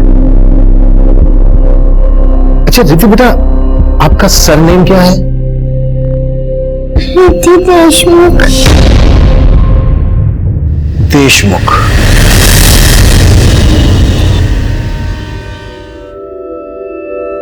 लेडीज एंड जेंटलमैन, हम नीम मुक्ता पांडे अपनी प्यारी सी मदर इन लॉ और फादर इन लॉ के सामने हमारी लेटेस्ट डिजाइन पेश करने जा रहे हैं।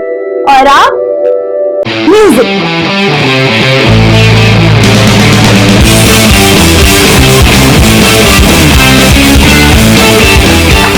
बस करो ये बेहुदापन। और आप लोग इतने बड़े हो कि क्या ये सब तमाशा कर रहे हैं? कमला, इसमें क्या बेहुदापन है? अरे अपनी बहू की प्रतिभा देखो, हमारे तुम्हारे लोगों की उम्र के लिए भी कितने सुंदर कपड़े डिजाइन किए इसने। बस आप तो उसे सर पे मत ही चढ़ाइए। और ये एक बेटी की माँ होकर ये सब कुछ। माँ जी, परवर कुछ नहीं। अगर इतना ही झंडे गाड़ने का शौक है ना तो पहले हमारे लिए एक पोता पैदा करके दिखा।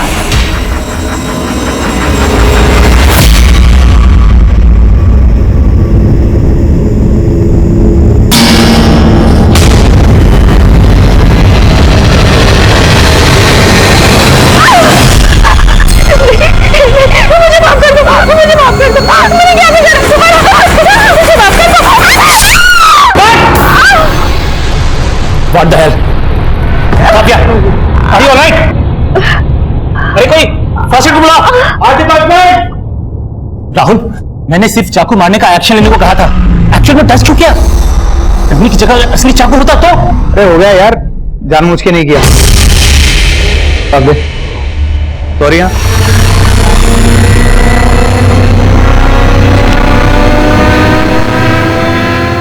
क्या हुआ बेटा? आप इतना डरे हुए क्यों हैं? बेटा कोई बुरा सपना देखा आपने? हाँ? कुछ नहीं होगा बच्चा मेरा, कुछ नहीं होगा। उस बच्ची ने अपनी माँ और अपना नाम सरनेम तो बता दिया, लेकिन फादर के नाम पर डूड बोलती है। अगर डूड किसी का नाम कैसे हो सकता है? सर ये भी तो हो सकता है कि उसकी मम्मी उसके पापा को डूड बोलती हो, जो उसने रट लिया। लेकिन सर उस बच्ची ने इस लड़की को आइडेंटिफाई नहीं किया जिसकी लाश हमें मिली थी। ये बच्ची इस लड़की का फोटो देखकर डर गई थी। उन दोनों के बीच कोई रिश्ता है या? सर रिद्धि के कपड़े में मिला ब्लड उस लड़की के ब्लड से मैच हो गया। यानी ये कंफर्म हो गया है जब इस लड़की का मर्डर हुआ तो ये बच्ची इसके साथ ही थी।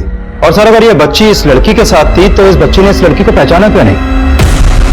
इस पहेली को सुलझाने के लिए फिलहाल हमारे पास इस बच्ची और इसकी माँ का नाम और सरनेम। इसी के जरिए हमें इस बच्ची रिद्धि के परिवार और इस लड़की की पहचान पता करनी है। सर एक जरिया है।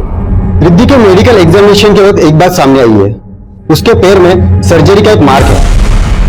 सर डॉक्टर ने कहा कि उसके पैर में मेजर फ्रैक्चर हुआ था, उसके वजह से उसकी सर्जरी करनी पड़ी। इसके जरिए हम ये पता लगा सकते हैं कि रिद्धि की सर्जरी कहाँ हुई थी। ठीक है, साथ ही देशमुख सरनेम वाले आदमी की मिसिंग कंप्लेंट स्कैन करो और ये पता लगाओ इस सरोज के साथ किसी देशमुख सरनेम वाले आदमी का कोई कनेक्शन है। Sure sir.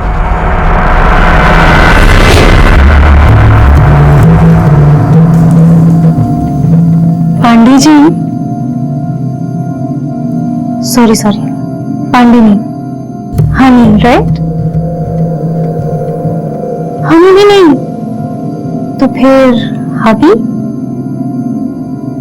इस रात को और भी ज्यादा रोमांटिक बनाने के लिए पेश है मेरे हैंडसम हबी को और भी ज्यादा हैंडसम बनाने वाला केसर वाला दूध।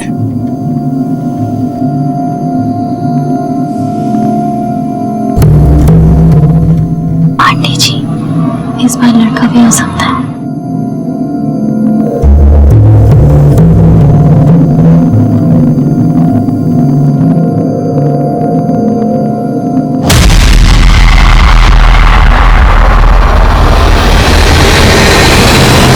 सर रिद्धि का ये ऑपरेशन करीब 2-2.5 साल पहले हुआ था, जब उसका फ्रैक्चर हुआ था और उसके बोन्स को सपोर्ट देने के लिए मेटल प्लेट डाली गई थी। अच्छा डॉक्टर, ये मेटल प्लेट पे जो ये नंबर है, ये नंबर कैसा है? सर ये हर मेटल प्लेट के ऊपर एक सीरियल नंबर होता है। यानी मेटल प्लेट के सीरियल नंबर से हम मैन्युफैक्चरर तक पहुंच सकते हैं, जहां से हमें ये पता चल जाएगा कि ये मेटल प्लेट कौन से हॉस्पिटल में सप्लाई हुई थी जहां पर रिद्धि की सर्जरी हुई थी, और फिर उस हॉस्पिटल से रिद्धि की डिटेल्स।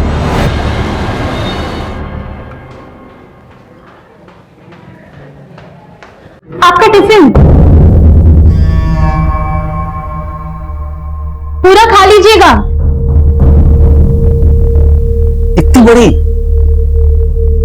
अरे ये किसके लिए लाई हो? हमारे लिए लाई हो या खाली पहलवान के लिए? हम नहीं पहनेंगे ये। अरे नहीं पहनना तो फेंक क्यों नहीं देते? एक तो इतने प्यार से इनके लिए गिफ्ट लेके आओ, थैंक यू बोलना तो दूर की बात है, बस कमियां निकालते रहो। अरे नहीं पसंद ना झोला तो फेंक दो ना। किसने कहा ये झोला है? कितने प्यार से लाई है अम्मा जी। इनकी पसंद पर नहीं तो इनके प्यार पर जाइए। शादी के इतने सालों बाद भी आपके लिए गिफ्ट लाती है। एक सेकंड, ये चोट कैसे लगी तुम्हें? मनोज ने मारा? जरूर इसी ने कोई ओछी हरकत की होगी, वरना मनोज किसी को ऐसे नहीं मारता। अरे तुम हमेशा इसके पीछे पापा, आप हमारी पैरवी मत करिए। और अम्मा जी के दाने तो मनोज जी के मार से भी ज्यादा मीठे लगते हैं हमें। और हमारा मनोज जी का रिश्ता एक दिन जरूर सुगम बनेगा, आप चिंता न करें। फिलहाल हम आप दोनों के बीच इस तोहफे की खटास को मिटा दें। अब देखिए कैसा लग रहा है, हम इसको अच्छे से सिल देंगे, अच्छा लगेगा। तेरा हाथ लगने से तो बेकार से बेकार चीज भी अच्छी हो जाती है। मुझे पता है तू ही हमारे निकम्मे बेटे को सुधार सकती है। पापा, हमने कुछ सोचा है। कल हमारी मैरिज एनिवर्सरी है तो हमने उनके लिए एक सरप्राइज प्लान किया है। हमें लगता है उन्हें बहुत अच्छा लगेगा और सब ठीक हो जाएगा। Best of luck. Thank you. एक चाय देना।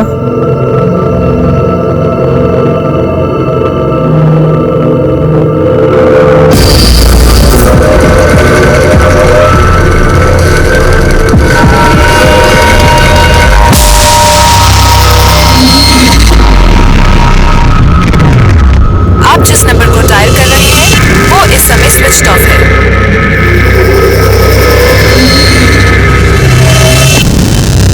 चलो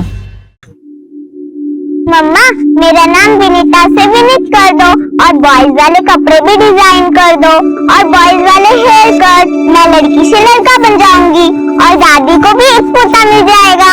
अच्छा, और जब तुम्हारा भैया आएगा तो उसको लड़के से लड़की बना दे हैं? हाँ हाँ, उसे अपना बहन बना देंगे तो आप भी खुश, पापा भी खुश और दादी भी खुश।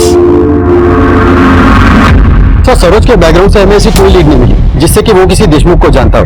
लेकिन उससे गांव से एक बात पता चली है, 3 साल पहले उसकी बेटी और बीवी गायब हुई थी। लेकिन लोकल पुलिस को उस पर शक था कि उसने अपनी बीवी और बच्चों को गायब किया था, लेकिन उसके खिलाफ कोई सबूत नहीं मिले। इस सरोज की बीवी और बच्ची के गायब होने का इस लड़की के मर्डर और रिद्धि से क्या कनेक्शन हो सकता है? सर, हमने सरोज को बहुत तोड़ा, लेकिन वो अभी यही बोल रहा है कि उसने कुछ नहीं किया।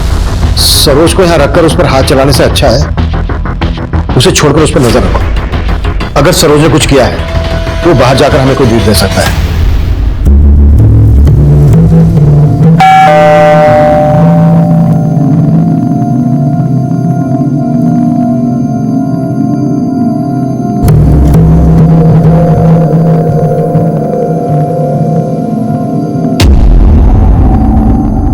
आज हमारी एनिवर्सरी है ना, तो इसीलिए हमें स्पेस देने के लिए पापा, विनीता और मम्मी को लेकर मौसा जी के यहाँ गए हैं। Happy anniversary.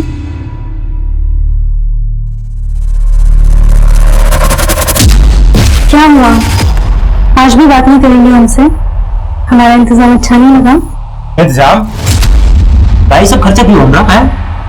4-4 बार तुम्हारा अबॉर्शन हुआ है, हर बार लड़की देखो नजर नहीं पाती हो, तुम हमको बता रहे हैं। अम्मा बाहर जाती है, सब लोग कहते तुम्हारा बहू को पोता नहीं दे सकती।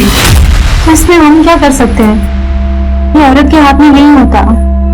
साइंस में भी लिखा है कि बेटा हो या बेटी ये सिर्फ मर्द पर निर्भर करता है। तो ये सब कर रही हो ना, हमको पता बेटा तो नहीं कर रही हो, ये सब तुम कर रही हो अपनी जरूरत के लिए।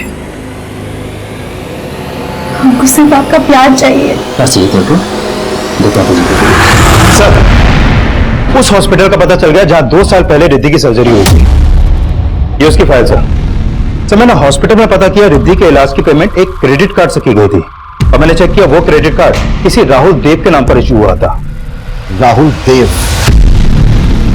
रिद्धि ने अपना सरनेम देशमुख बताया था, तो कोई राहुल देव उसकी सर्जरी की पेमेंट क्यों करेगा? सर, बैंक से राहुल देव के घर का एड्रेस और ये उसका फोटो भी वहां से मिला है। मुझे उस लड़के के साथ फिल्म नहीं करनी, मतलब नहीं करनी, निकालो उसे। राहुल जी, समझने की कोशिश कीजिए, इस स्टेज पे हम कुछ नहीं कर सकते, हमारी फिल्म आधी से ज्यादा शूट हो चुकी है। देखो, अगर तुम्हें मेरे साथ काम करना है तो उस लड़की को बाहर निकालना हूं, निकालो उसे। राहुल जी, नई लड़की है, समझा दिया मैंने, अब जबरदस्ती अगर उसे फिल्म से बाहर निकालेंगे, सेक्सुअल हैरासमेंट का केस कर देगी आप, फिर अपनी इमेज के बारे में तो सोचिए।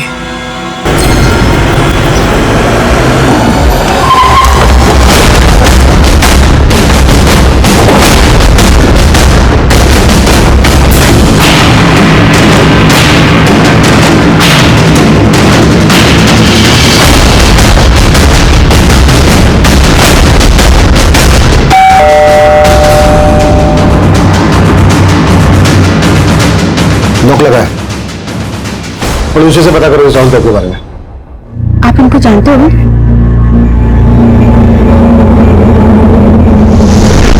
नहीं, तुम्हें अगर अपना शूट कैंसिल करना है तो करो, लेकिन तुमने मेरी आज की डेट ली थी तो तुम्हें मेरा आज का पर डे देना होगा, और अगर तुमने आज मेरा पर डे नहीं दिया तो देखना फिर। एक मिनट, तुझे फोन करता हूं। दिखता नहीं तुम्हें? सॉरी पापा। पापा? तुम्हें कितनी बार बोला है कि मुझे पापा मत बोला करो। Sorry dude. डूड, डूडी बोला करो, डूडी सूट करता है मुझ पे। बोलो बेटा, क्या लगते हैं आपके?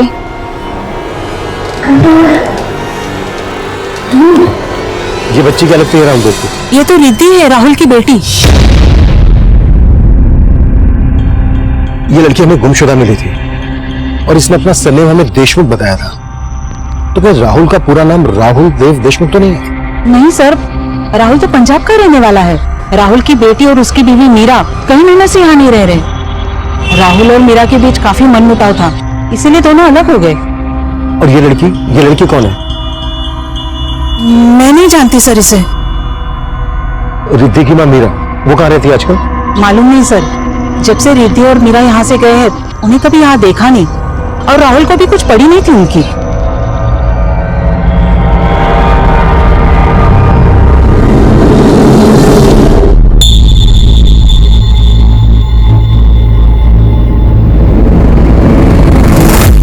सॉरी राहुल, रिद्धि बहुत जिद कर रही थी हमारे साथ पार्टी में चलने के लिए, तो मैंने सोचा। Have you lost your mind? दिमाग नाम की कोई चीज है तुम्हारे पास? 23 की पार्टी में तुम इस बच्ची को साथ लेके जाओगी। राहुल की मान ही नहीं रही थी तो। नहीं मान रही थी तो उसको बैठकर यहाँ पर मनाओ तुम। मेरा टाइम क्यों खराब किया तुमने? मैं जा रहा हूँ। बहुत अकड़ू है राहुल, है तो बी ग्रेड का हीरो लेकिन खुद को बहुत स्टार समझता है। उसे एक बेटी का बाप कहलाने में बहुत शर्म आती है। इस वक्त कहाँ होगा राहुल? शायद अपने किसी शूट पे गया होगा। Excuse me, out guys, out. Listen guys, जो हुआ सो हुआ, मिट्टी डालते हैं। नाउ आई वांट तुम दोनों मिलके इस सीन पे फोकस करो। राहुल यहां से आएगा और तुम्हारा रेप करेगा। I want to see full struggle, pain in your eyes, right? Take करेंगे। Going for take guys. डरो मत, वो क्या है ना, पहले वाले सीन में ज्यादा मूड में चला गया था। अब करते हैं अच्छे से। डोंट वरी राहुल, हम मुझे तुम्हारा डर नहीं है। आई नो तुम किसी का मर्डर कर सकते हो, लेकिन रेप नहीं। Action, cut cut. अरे क्या कर रहे हो तुम लोग? ये तुम्हारा रेप कर रहा है या तुम इसका रेप कर रही हो? अरे अपने कैरेक्टर में रहो ना यार। हम सॉरी सर, मैं अपना कैरेक्टर भूल गई थी, लेकिन राहुल अपने कैरेक्टर में था। तुम लोग मुझे ठीक से शॉट दोगे या पिक्चर बंद करके डब्बे में डाल दूं मैं? नेक्स्ट शॉट करेंगे। नेक्स्ट शॉट तो थाने में होगा इस राहुल के साथ।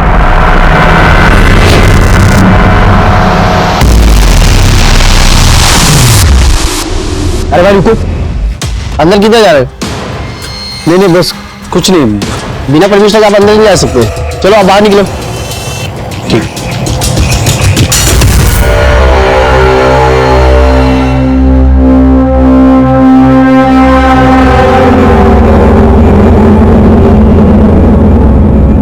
देखिए सर, आप मेरा टाइम वेस्ट कर रहे हैं। मेरा और उसकी बेटी से मेरा कोई भी मतलब नहीं है। पता है हम क्या इसका मतलब निकाल रहे हैं? तूने रिद्धि को मारने की कोशिश की, इसलिए तूने इसकी मिसिंग कंप्लेंट फाइल नहीं करवाई। सर अगर मुझे कुछ पता होता तो मैं इसकी मिसिंग कंप्लेंट लिखवाता ना, पर वैसे भी ये मीरा के साथ रहती थी, मेरे साथ नहीं। कहाँ रहते थे और मीरा का है? मालूम नहीं सर। तेरी बीवी है और तुझे नहीं मालूम कहाँ पर है? सर वो मेरी बीवी नहीं है। बीवी नहीं है तो फिर ये बेटी कैसे आई? सर आपको कुछ गलत फहमी हुई है, वो मीरा के पहले पति की बेटी है, मेरी नहीं सर। मीरा का पहला पति कौन था? कोई देशमुख। मीरा ने कभी उसके बारे में मुझे बताया नहीं, हम तो बस लिविंग में रहते थे। फिर जब मीरा का मन भर गया तो अपनी बेटी को साथ में लेकर चली गई। रिद्धि कौन से स्कूल में पढ़ती थी? अगर वो तेरी बेटी नहीं है तो फिर स्कूल में तो? सर उसने स्कूल जाना ही नहीं शुरू किया था, उसकी सर्जरी के कारण मीरा ने उसकी एडमिशन ही नहीं करवाई थी। इसके अलावा मुझे कुछ मालूम नहीं। लेकिन हमें बहुत कुछ मालूम करना है तेरे से। हमें जहां पर रिद्धि मिली वहां पर इस लड़की की लाश मिली थी। कौन है ये? मालूम नहीं सर, नहीं जानता। देख, अगर हमसे कुछ भी छिपाया ना तो तेरे लिए अच्छा नहीं होगा। सर मैं आपसे कुछ क्यों छुपाऊंगा? और वैसे भी सर ये मीरा के पचड़े आप मुझे क्यों घसीट रहे हैं इसमें? कैसा पचड़ा? सर ये तो जब आपको मीरा मिला आप उसी से पूछ लेना। और उसकी बेटी की जो आज हालत है वो सिर्फ मीरा ही है उसका कारण, कोई और नहीं। वो मेरे साथ होकर कभी मेरी नहीं हुई। वो औरत भरोसे लायक नहीं है, ना जाने किन किन से मिलती थी।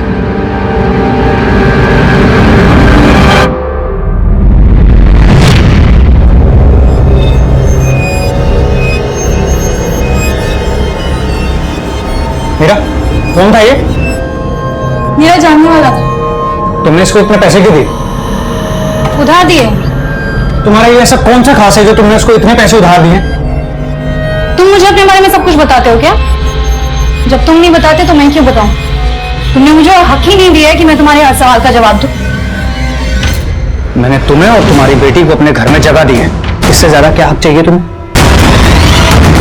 सर मैं उससे शादी करना चाहता था, लेकिन उसका ये रवैया देखकर मैंने अपना डिसीजन बदल लिया। और वो आदमी कौन है जिसके बारे में तूने अभी बताया? मालूम नहीं सर। तुझे ये नहीं मालूम कि मीरा कहाँ है? उसका फोन नंबर तो होगा तेरे पास? लीजिए sir.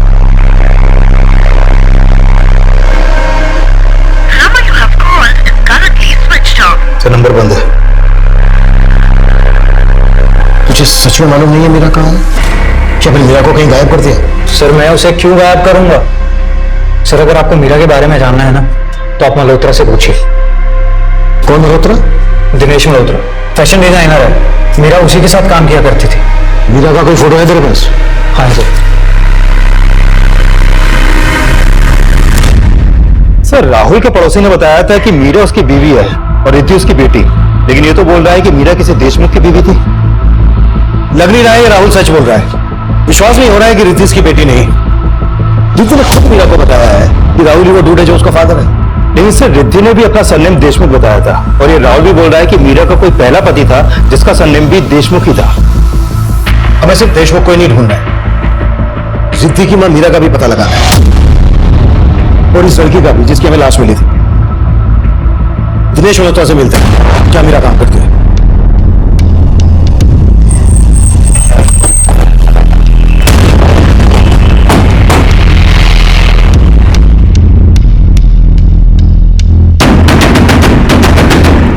Excuse me. Yes Dinesh Malhotra. Sir ऊपर। एक्चुअली मीरा के बारे में हमें आपसे बात करनी थी। मीरा यही काम करती है ना? No, I mean yes. मेरे कहने का मतलब ये है कि मीरा मेरे साथ काम करती थी, अभी नहीं करती। 3 महीने पहले वो जॉब छोड़ के चली गई थी। पर बात क्या है सर? हमें मीरा की बेटी रिद्धि गुमशुदगी की हालत में मिली।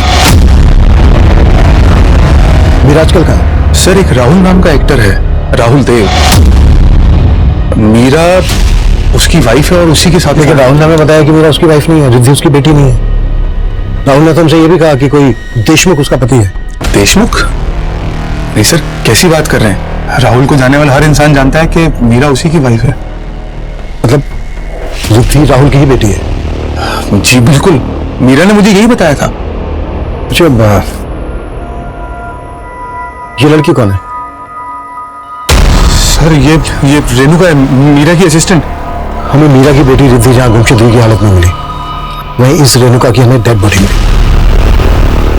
आपने बताया रेणुका मीरा की असिस्टेंट थी, मतलब रेणुका भी आपके यहाँ काम करती थी? जी हाँ, पर सर रेणुका तो मीरा से काफी टाइम पहले ही जॉब छोड़ चुकी थी। आप मीरा और रेणुका को कब से जानते हैं? सर दरअसल रेणुका यहाँ पे आई थी एज एन इंटर्न 1 साल पहले, और मीरा को मुझे तापसी ने मिलवाया। कौन तापसी? तापसी मेहता, पेज 3 रिपोर्टर है। मल्होत्रा जी, हाय। मेरी एक फ्रेंड है मीरा, आप ही की तरह फैशन डिजाइनर बनना चाहती है। बहुत टैलेंटेड है, पर मैं ऐसा सोच रही थी अगर वो आपको असिस्ट करेगी तो और भी टैलेंटेड बन जाएगी। तो अगर आप उसे एक चांस दे देना तो बहुत अच्छा होगा। सर मीरा काफी टैलेंटेड थी और मैं तो उसके काम से काफी इम्प्रेस भी था।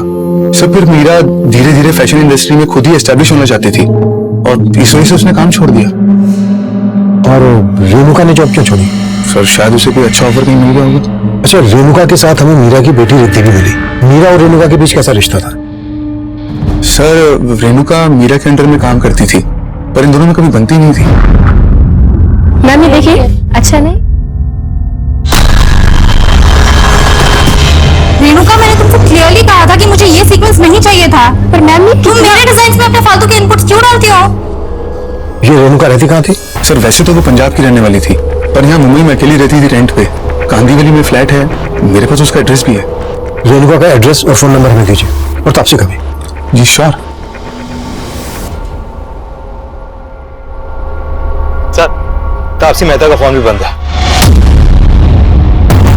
मीरा का फोन भी बंद आ रहा है और उसके दोस्त तापसी का फोन भी बंद आ रहा है। तापसी जिस न्यूज़पेपर में रिपोर्टर है, वहां से उसकी डिटेल्स निकलवाओ। मीरा, रेणुका और तापसी, इन तीनों के कॉल रिकॉर्ड्स निकलवाओ। और मीरा के कॉल रिकॉर्ड्स में चेक करो कि उसमें कोई देशमुख नाम का आदमी है क्या। हमारे लिए ये जानना जरूरी है कि रिद्धि राहुल की ही बेटी है या फिर मीरा की जिंदगी में देशमुख नाम का कोई आदमी है। रिद्धि को गला घोट कर मारने की कोशिश की गई और रेणुका का मर्डर किया गया। रेणुका के कांदीवली वाले फ्लैट में जाकर देखते हैं, शायद वहां से कोई क्लू मिल जाए।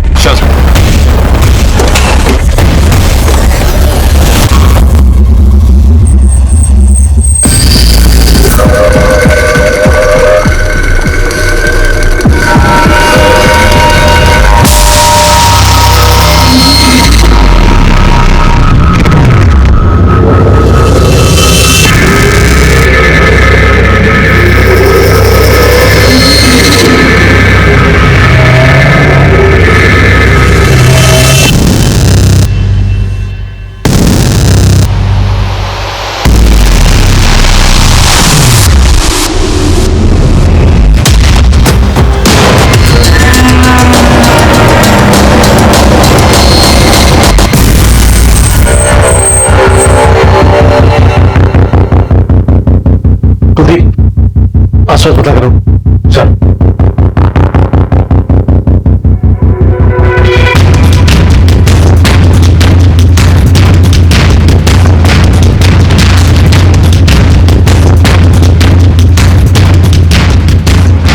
अच्छे से चेक करो।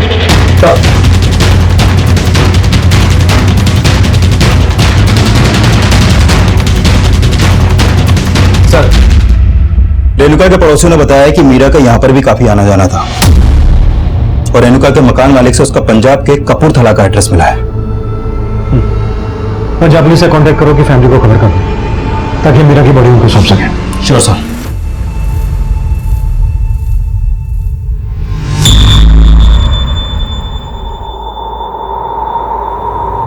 ये आदमी काफी करीब लग रहा है मीरा के।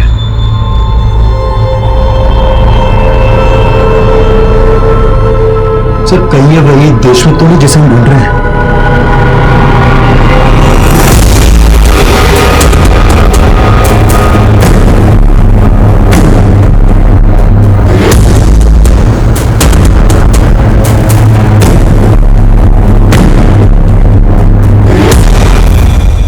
सर, तापसी जिस पेपर में काम करती है उनसे हमारी बात हुई।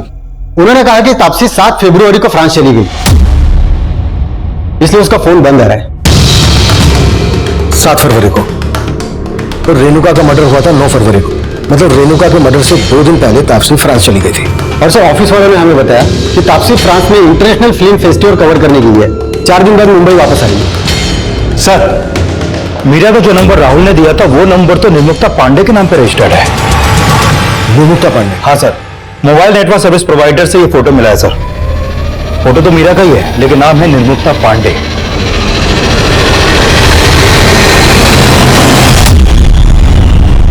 तो इसका असली नाम मीरा है या निर्मुक्ता पांडे?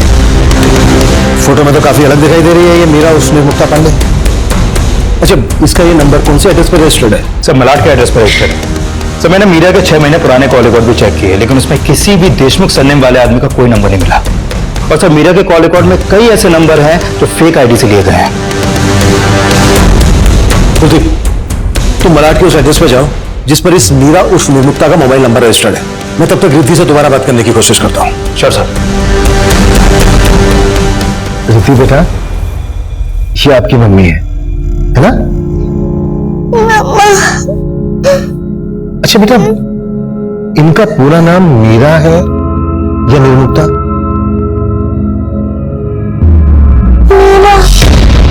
अच्छा बेटा, हमें ना आपकी मम्मी के साथ एक अंकल का फोटो मिला है। ये देखिए, तो आपकी मम्मी के साथ जो अंकल है, कौन है ये? आप जानते हो उनको? राकेश अंकल। राकेश अंकल। मैं और मम्मी इनके साथ बहुत एंजॉय करते थे।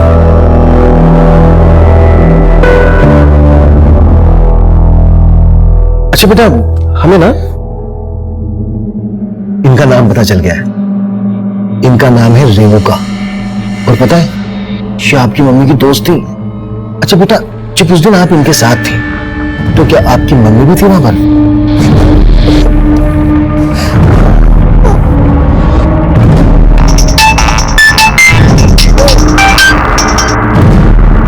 कुलदीप सर, निर्मुक्ता और मीरा का फोन नंबर मिला के जिस एड्रेस पर रजिस्टर्ड है, वो वहां 4 साल पहले तक किराए पे अकेली रहती थी। अकेले? हाँ सर, और तब रिद्धि भी उसके साथ रहती थी। लेकिन सर यहाँ आस पड़ोस में कोई भी देशमुख सरनेम वाले इंसान के बारे में कुछ नहीं जानता है। कुलदीप, इस मीरा उस निर्मुक्ता के कॉल रिकॉर्ड चेक करो, और चेक करो इसके कॉल रिकॉर्ड्स में कोई राकेश नाम का आदमी है क्या? रेणुका के घर में निर्मुक्ता का फोटो जिस आदमी के साथ हमें मिला, उस आदमी का नाम रिद्धि राकेश बता रही है। Okay sir. बस अब जल्दी से खाना खाएंगे और सो जाएंगे, सुबह जल्दी उठना है ना। दादाजी, मम्मी लखनऊ कब आएगी? मुझे उनकी बहुत याद आती है। अरे कभी नहीं आएगी वो, भूल जा कि तेरी कोई मम्मी भी थी। क्या बात करती हो तुम? कितनी बार बोला तुमको बच्ची से ऐसे बात मत किया करो। क्यों ना करो? मेरा बस चले तो इसका गला दबा दो, और इसकी माँ का भी। बस, बुरी वो नहीं है, बुरी तुम हो। तुम्हारी वजह से घर उजड़ा है। उसने तो इस घर को बहुत संभालने की कोशिश की, लेकिन तुम्हारी लगाई हुई आग थी जो ज्वालामुखी बनी।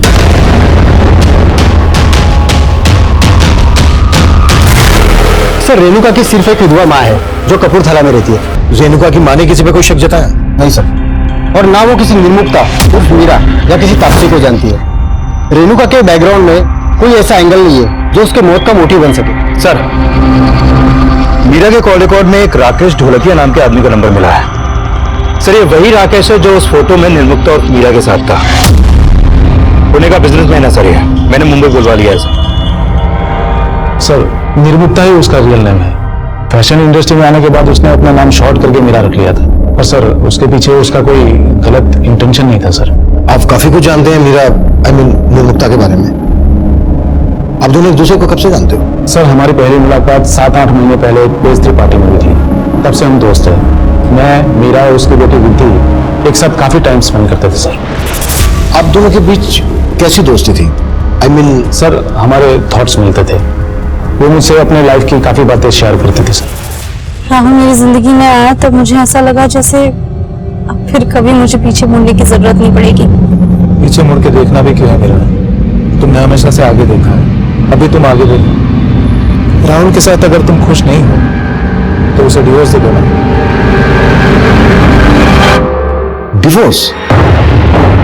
लेकिन राहुल ने हमसे बताया कि उसके और मीरा की शादी नहीं होगी। सर, ऐसा कैसे हो सकता है? उनकी बेटी थी तो शादी तो हुई होगी ना सर। राहुल ने हमसे ये भी बताया कि देशमुख सरनेम वाला उसका कोई पति था। और रिद्धि ने भी हमें अपना पूरा नाम रिद्धि देशमुख बताया था। हाँ सर, पर इसके बारे में मुझे कुछ पता नहीं। अच्छा, आप इस लड़की को जानते हैं? हाँ सर, ये रेणुका है, मीरा की दोस्त। सर, इसके मर्डर और रिद्धि के बारे में सुन के मुझे ऐसा लग रहा है कि मीरा किसी मुसीबत में तो नहीं सर। तो फिर आपने हमसे कांटेक्ट क्यों नहीं किया? सर, मैं तो पुणे में रहता हूँ। मैंने मीरा को फोन किया था पर उसका फोन लग नहीं रहा था, तो मैंने तापसी को मैसेज किया तो उसने बताया कि वो तो आउट ऑफ इंडिया है। आप तापसी को भी जानते हैं? हाँ सर, राहुल से अलग होने के बाद मीरा और रिद्धि तापसी के पास ही रहते थे। अच्छा, आपको रेणुका के मर्डर और मीरा के गायब होने के पीछे किसका हाथ लगता है? वो तो पता नहीं सर, पर कुछ महीने पहले बोरीवली में मीरा के ऊपर किसी ने गोली चलाकर उसको मारने की कोशिश की थी सर।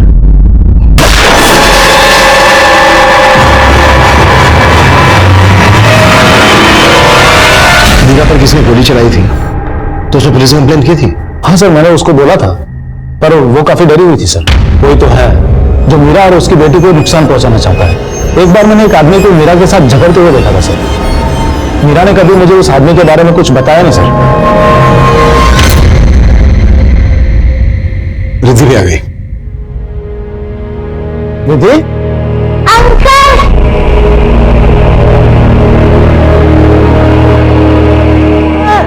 रो मत बेटा। मम्मा कहाँ पर है? मुझे मम्मा के पास जाना है। हमने तब रेणुका की पहचान पता कर ली थी, लेकिन रिद्धि की मां और रिद्धि के पिता की सही पहचान कर पाना हमारे लिए मुश्किल साबित हो रहा था। जिस रेणुका का मर्डर हुआ था, उससे जुड़ी बातों से उसके मर्डर का एंगल नजर नहीं आ रहा, और उस शख्स का भी हमें पता नहीं चल पा रहा था जिसने गोली चलाकर मीरा को मारने की कोशिश की थी।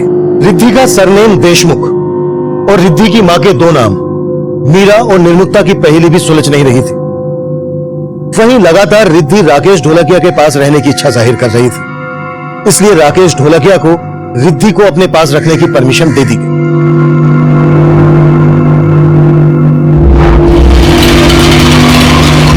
वहीं रिद्धि की मां के गायब होने की पहेली इस केस में 360 डिग्री का घुमाव लाने वाली थी।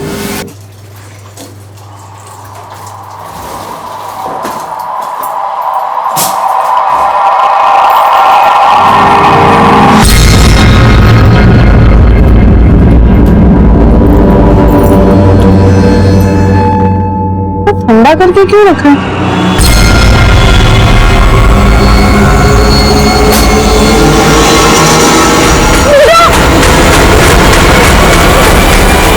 सर, मीरा और निर्मुक्ता के 2 साल पुराने कॉल रिकॉर्ड में कौशल देशमुख नाम के आदमी का नंबर मिला है। ये नंबर काफी टाइम से बंद है सर, और ये नंबर थाने के एड्रेस पर रजिस्टर्ड है। ये उसका फोटो।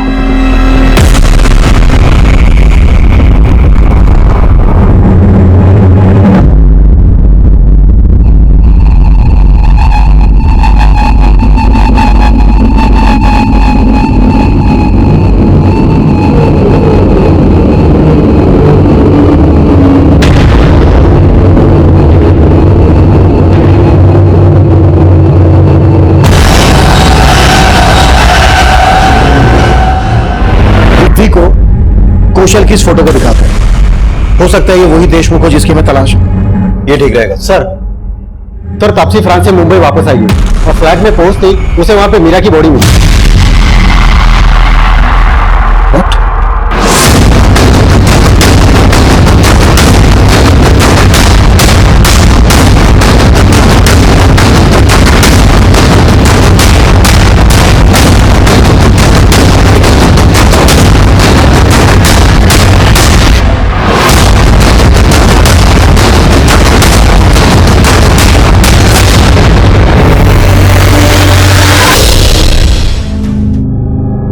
कहीं ऐसा तो नहीं है कि फ्रांस तुम इसलिए चली गई क्योंकि तुम मीरा के मर्डर में इन्वॉल्व हो? नो सर, आप ऐसा एलिगेशन नहीं लगा सकते मुझ पर। मीरा तुम्हारे साथ रह रही थी। मीरा की लाश तुम्हारे घर में मिली है। मीरा के साथ साथ रेणुका का भी मर्डर हुआ है और मीरा की बेटी रिद्धि को भी मारने की कोशिश हुई है और तुम। पर इन सब में मेरा कोई लेना देना नहीं है सर। जब मैं फ्रांस के लिए निकल गई थी तो रिद्धि और मीरा दोनों सही सलामत थे। मीरा का असली नाम मीरा नहीं, निर्मुक्ता पांडे था। ये बात तुम जानती थी?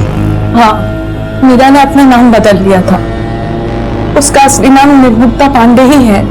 ये पांडे सर ने मीरा और निर्मुक्ता का उसके पति का था या फिर माता पिता का? माता पिता का नहीं था, उसके पहले पति मनोज पांडे का था।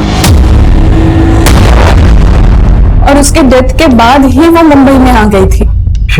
रिद्धि किसकी बेटी? मीरा के दूसरे पति कौशल देशमुख की बेटी है वो। कौशल देशमुख मीरा का दूसरा पति था? हाँ, और रिद्धि कौशल की ही बेटी थी। लेकिन 2 साल पहले कौशल रिद्धि और मीरा दोनों को ही छोड़कर दुबई भाग गया था। मैं आपको बाद में कॉल करता हूँ। सर, अभी मेरी मेड ने मुझे बताया रिद्धि को किसने किडनैप कर लिया सर। हाँ?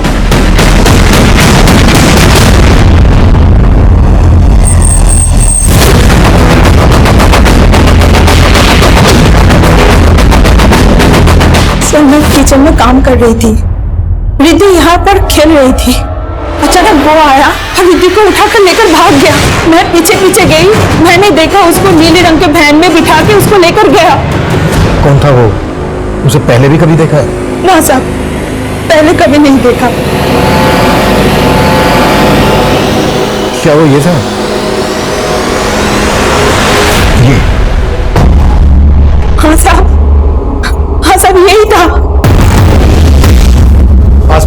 सीसीटीवी है, सब स्कैन करो। ब्लू वैन जरूर कैप्चर हुई होगी सब।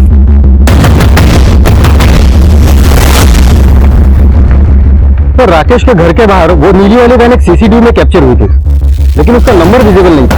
वहां से हर डायरेक्शन में जाने वाले रास्तों के सीसीटीवी चेक करो, कैसे भी करके उस ब्लू वैन को ट्रेस करने की कोशिश करो। मैं इस कौशल का लुकआउट नोटिस जारी करवाता हूं। Okay sir. सर कौशल देशमुख 2 साल पहले तक यहीं रहता था, बाद में यहाँ का फ्लैट बेचकर दुबई चला गया। ये कौशल अपनी बीवी और बेटी के साथ यहाँ रहता था? हाँ सर, एक्चुअली उसके पहली बीवी के गुजरने के बाद उसने मीरा नाम की एक औरत से शादी किया था। मीरा कौशल की दूसरी बीवी थी? हाँ सर। और ये रिद्धि मीरा और कौशल की बेटी? नहीं सर, रिद्धि उसकी फर्स्ट वाइफ की बेटी है, मीरा उसकी सगी मानी है। और सर इन दोनों को छोड़कर कौशल दुबई भाग गया। जब कौशल दुबई भाग गया तब मीरा को पता चला कि कौशल ने ये फ्लैट ऑलरेडी बेच चुका। इस वजह से मीरा और रिद्धि रास्ते पे आ गए। सर उसके बाद रिद्धि और मीरा कहाँ गए हमें नहीं पता। आखिरकार हमें पता चल गया कौशल देशमुख ही वो देशमुख था जिसे हम ढूंढ रहे थे, जिसको तापसी मेहता निर्मुक्ता उर्फ मीरा का दूसरा हमसफर बता रही थी। निर्मुक्ता का पहला हमसफर मनोज पांडे एक नया रहस्य था इस केस का, और उसका तीसरा हमसफर राहुल देव उसका आखिरी हमसफर नहीं था। और अभी तक हम ये भी पता नहीं लगा पाए थे कि निर्मुक्ता के साथ वो शख्स कौन था जिसे राहुल और राकेश ने देखा था, और वो गोली चलाने वाला शख्स कौन था जिसने पहले मीरा को मारने की कोशिश की थी। और अब एक और शख्स इस केस को और भी ज्यादा उलझाने वाला था। सर ये तो क्लियर है कि तापसी 7 फरवरी को फ्रांस गई थी। सर तापसी जिस बिल्डिंग में रहती है उस बिल्डिंग के एंट्रेंस की 9 तारीख की सीसीटीवी फुटेज में मीरा इस बिल्डिंग में जाते हुए देखी गई है। ये देखिए सर। सर मीरा जब इस बिल्डिंग में गई रिद्धि उसके साथ नहीं थी, और 9 फरवरी के बाद मीरा इस बिल्डिंग से बाहर आई नहीं। 9 तारीख को रेणुका का मर्डर हुआ और रिद्धि को मारने की कोशिश की गई। मतलब आर्य रोड पर 9 तारीख को जब रेणुका और रिद्धि के साथ ये कांड हुआ तभी मीरा का मर्डर हुआ। सर 9 फरवरी को सीसीटीवी में एक आदमी भी इस बिल्डिंग में जाते हुए कैप्चर हुआ है। ये देखिए सर। सर बिल्डिंग में जाने के 15 मिनट बाद ये आदमी वापस आ गया। सर मैंने बिल्डिंग के गार्ड से इस आदमी के बारे में जानने की कोशिश की, लेकिन कुछ हासिल नहीं हुआ, और बिल्डिंग के लोगों ने भी इस आदमी को आइडेंटिफाई नहीं किया। Sir I am sure Meera का मर्डर इसी आदमी ने किया होगा। पहचानते हो कौन है? नहीं सर, लेकिन मुझे पूरा डाउट है कि ये राहुल का ही भेजा हुआ आदमी होगा, क्योंकि जब मीरा ने राहुल को छोड़ा तो उसकी ईगो हर्ट हो गई थी। सर राहुल ने मीरा को लिव इन रिलेशनशिप में सिर्फ इसलिए रखा था कि वो लोगों को बता सके कि वो गे नहीं है, वो एक मर्द है।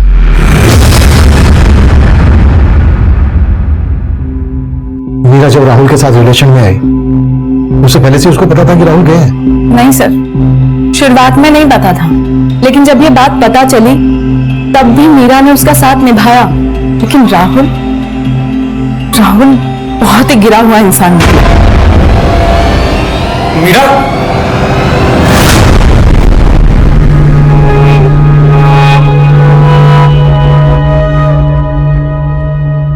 मैंने बोला था ना तुझे, लेकिन नहीं, तूने सिर्फ और सिर्फ राहुल पे ही ट्रस्ट किया। मीरा की जिंदगी में कई मर्द हैं, तुम सबके बारे में जानती हो? उसके पहले पति मनोज पांडे से तो कभी मुलाकात नहीं हुई, क्योंकि उसके डेथ के बाद ही वो मुंबई जब करियर बनाने आई तभी उससे पहले मुलाकात हुई थी मेरी। सर ये मेरी नए ब्राइडल वेयर डिजाइन। सर बस 2 minute sir, I can impress you. Sir मैं डिजाइनर हूँ, ये मैंने अभी टाइम नहीं है।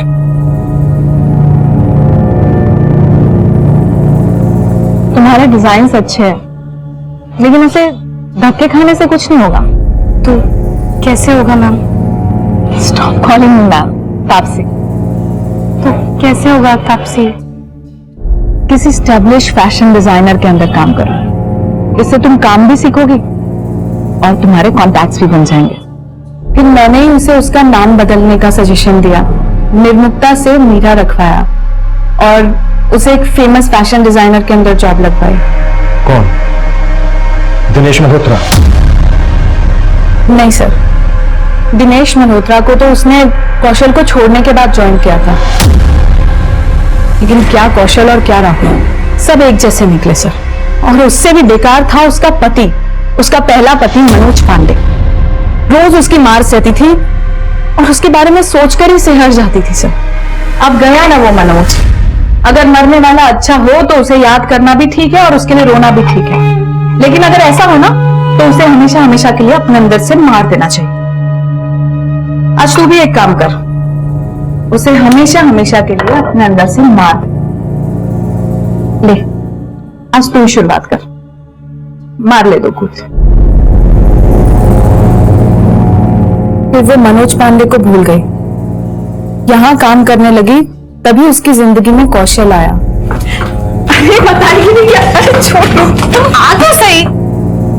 हम दोनों ही गुड न्यूज तुझे साथ में देना चाहते थे। मैं और कौशल शादी कर रहे हैं। ये मीरा कौशल के साथ सेटल हो गई और उसकी बेटी को भी अपना ली। कौशल 2 साल बाद ही उसको और अपनी खुद की बेटी को डिच करके दुबई भाग गया। फिर भी रिद्धि को अपनी बेटी से कम नहीं समझा उसने कभी। फिर उसकी जिंदगी में राहुल आ गया। हर मोड़ पे धोखे खाए हैं उसने, और इस बार तो अपनी जान तक गवा दी। तापसी मेहता ने निर्मुक्ता की जिंदगी का सिर्फ दूसरा अध्याय ही पढ़ा था, जबकि पहला अध्याय ज्यादा रोंगटे खड़े कर देने वाला था। जिस शख्स को निर्मुक्ता के साथ राकेश और राहुल ने देखा था, वो उसके इस पहले अध्याय से ताल्लुक रखता था। निर्मुक्ता का हत्यारा वो हुडी टी शर्ट वाला ही था, लेकिन वो वहां क्यों और किस मोटिव से पहुंचा, इसका जवाब उसके इन दोनों अध्यायों में मौजूद था। और वो भी हो सकता था जो दिखाई दे रहा था, और वो भी हो सकता था जो अभी तक नजर में नहीं आया था। इस केस में अभी कई पहेलियां बाकी थी। इस केस के लखनऊ सफर से निर्मुक्ता के पहले हमसफर मनोज पांडे की मौत का राज खुलने वाला था।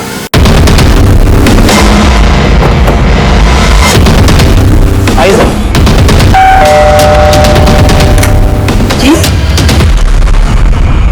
वो खा गई मेरे बेटे को सर। उसी ने मरवाया था मेरे बेटे मनोज को।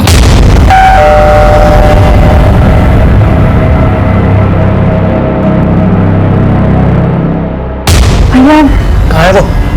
कहाँ है वो? भैया तुम्हारा हिम्मत कैसे हुआ हमारी बहन को हाथ लगाने का? अरे अब सीधे तुम हैदराबाद का करना था। तुम्हारी सारी रंगबाजी में करते वो तो नहीं तुम्हारा सब कुछ उसी का किया जा रहा था सर। अपने भाई को बोल के उसने मरवा दिया मेरे बेटे को। मेरा बस चलता तो मरवा देते निर्मुक्ता को। क्या आप क्या बोल रहे हैं सर? क्यों? उसकी वजह से आपके बेटे की मौत हुई। गुस्सा तो आया होगा आपको। आपने किसी तरह से मुंबई में निर्मुक्ता को ढूंढा, किसी को सुपारी देकर उसका मर्डर करवा दिया। नहीं सर, ये क्या बोल रहे हैं आप? अरे हम सब तो इतना सहते हुए भी पाल रहे हैं इसको, और वो मुंबई जाकर भूल गए इसको। देखिए, हमने ऐसा कुछ भी नहीं किया जैसा आप सोच रहे हैं। मानते हैं कि हमारे बेटे की मौत हुई, लेकिन आप मेरी बीवी की बातों पे मत जाइए। वो काला धब्बा था मेरी शख्सियत पे, बहुत मारता था निर्मुक्ता को, पर फिर भी वो निभाना चाहती थी उससे। वो नहीं चाहती थी कि वो मर जाए। आपने क्या किया भैया? चुप कर। इस आदमी के लिए रोने का जरूरत नहीं है। बहुत मारता था ना तेरे को, हमने साला किस्सा ही खत्म कर दिया इसका। पापा, पुलिस को फोन कीजिए। भैया ने मार डाला मनोज को। सर, वो अगर बुरी होती तो अपने भाई के खिलाफ गवाही देती। सर, उसने तो इंसाफ के लिए अपने भाई को भी अंदर करवा दिया। सर, कौशल जिस वैन से रिद्धि को लेके गया, हमने कई सीसीटीवी चेक किए। वैन घोड़बंदर के डायरेक्शन में गई है, और सर फुटेज इसमें।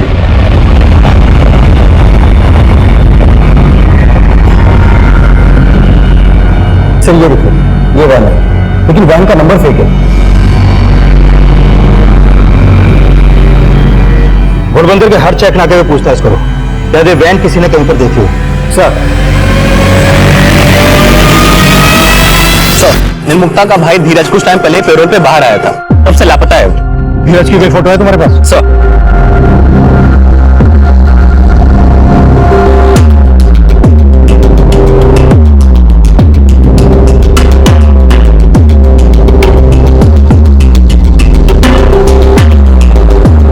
ये फोटो मुंबई भेजो और पता करो इसको वहां पर देखा गया है क्या, जहां पर मीरा उर्फ निर्मुक्ता गाना गाना था। मीरा और धीरज की फैमिली में और कौन कौन है? सर, निर्मुक्ता की एक विधवा माँ है, यहीं पास में ही रहती है। मेरी बेटी नहीं थी, वो हत्यारन थी निर्मुक्ता। पर निर्मुक्ता के पति मनोज पांडे को आपके बेटे धीरज ने मारा था। हाँ, मारा था, लेकिन उसके भले के लिए मारा था। अगर वो उसे नहीं मारता तो निर्मुक्ता का पति उसे मार देता, और उसने अपने भाई को ही जेल भिजवा दिया। कहीं ऐसा तो नहीं है कि धीरज ने बदला लेने के लिए निर्मुक्ता को मार डाला? कहाँ मिलेगा धीरज? मुझे नहीं पता। हाँ कुलदीप, कौशल की लीड मिली है सर, पता चल गया कहाँ है वो, अभी लेकर आता हूँ थाने है सर।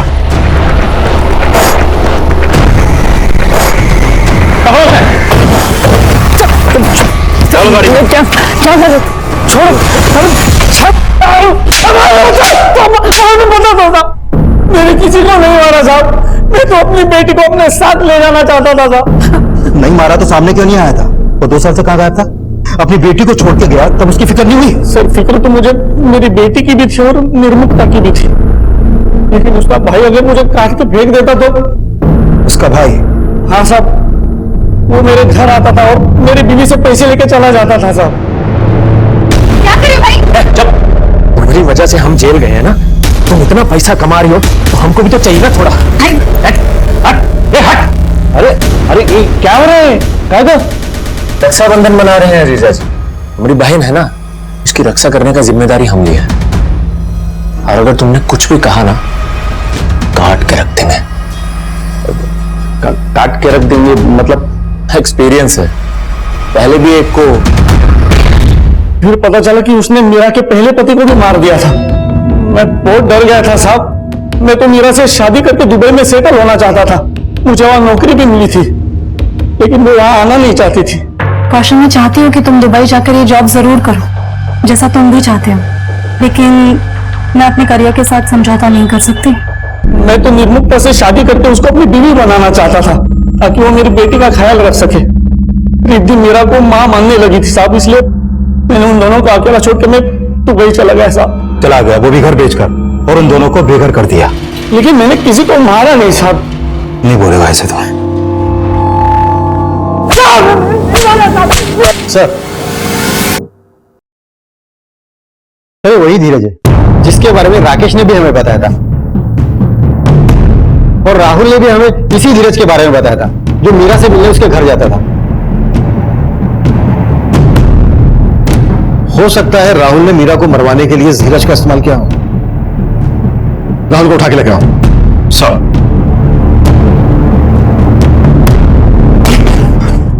देखिए सर, आप मेरे साथ ऐसा नहीं कर सकते।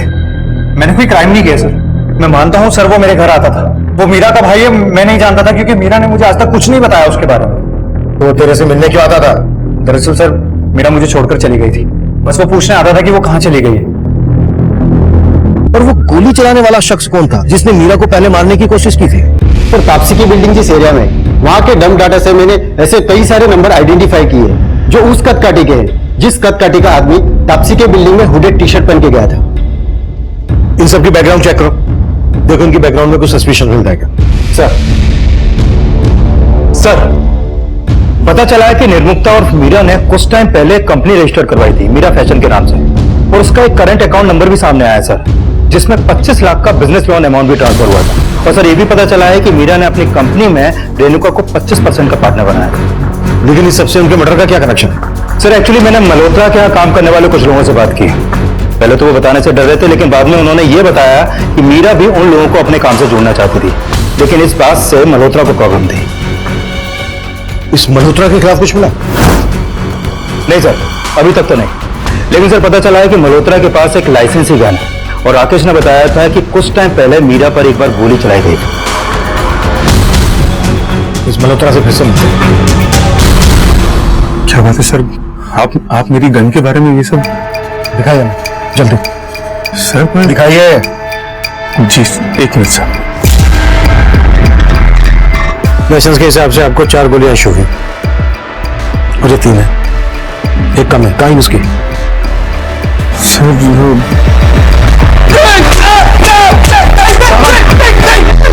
मैं बता रहा हूँ, मैं बता रहा हूँ।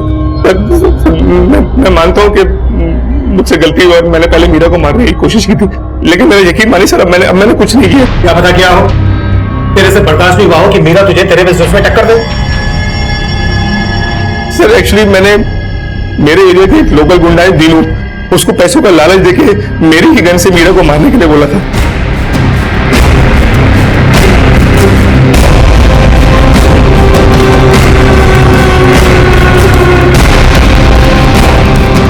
कैसा है? कम, लेट्स गो।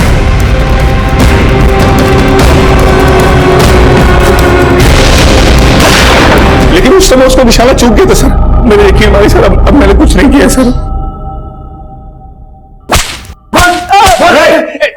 साहब, मैंने पिछली बार कोशिश की थी साहब, लेकिन इस बार मैंने कुछ भी नहीं किया। पक्का?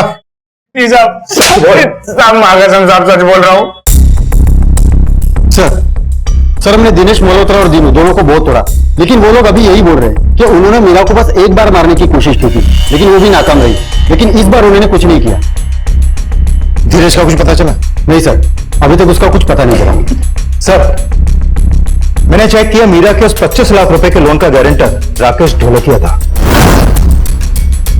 लेकिन हमसे उसने ये बात नहीं बताई कि मीरा अपना खुद का बिजनेस करने वाली थी। ये बात उसने हमसे क्यों छुपाई होगी? सर एक बात और पता चली है, राकेश ने कुछ दिन पहले अपने अकाउंटेंट विनय के नाम भी 10 लाख रुपए का चेक इशू किया था।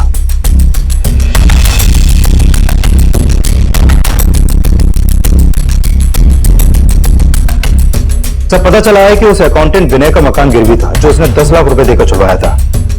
ये उसका फोटो है सर।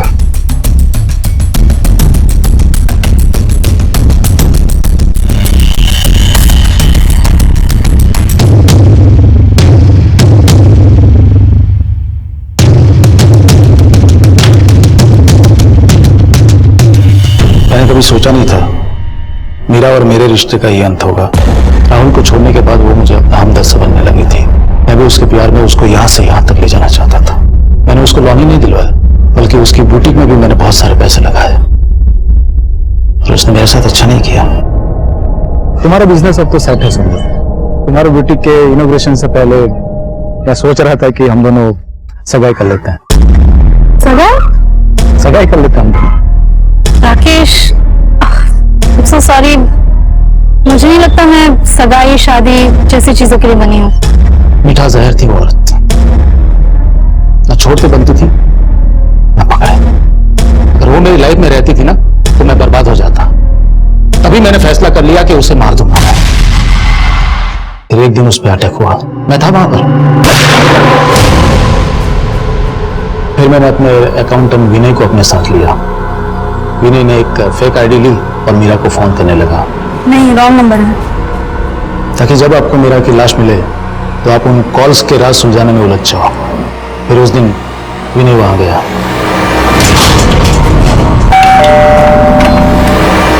अरे विनय, तुम यहाँ? राकेश जी ने भेजा था, कुछ काम था। अच्छा।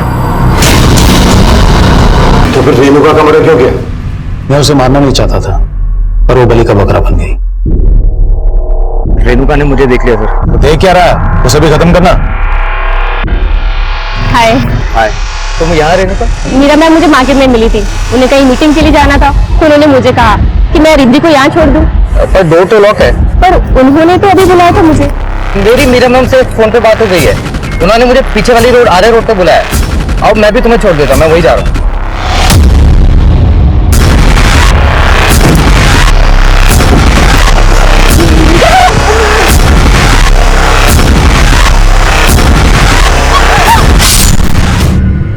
रिद्धि का मौत के मुंह से बाहर निकलकर आना किसी चमत्कार से कम नहीं था। मनोज, राकेश, राहुल और कौशल, निर्मुक्ता के इन 4 हमसफरों के अलावा निर्मुक्ता की इस बदहाली के लिए निर्मुक्ता का भाई धीरज भी जिम्मेदार था। अब मैं सीनियर इंस्पेक्टर अभिमन्यु जिंदल आप लोगों से विदा लेता हूं। आपसे फिर मुलाकात होगी एक नए केस के साथ। स्वस्थ रहिए, सतर्क रहिए और देखते रहिए क्राइम पेट्रोल दस्तक। मकसद बताना नहीं, बचाना है। इस तरह के और भी एपिसोड देखने के लिए हमारे चैनल को सब्सक्राइब करें और बेल आइकन दबाना ना भूलें।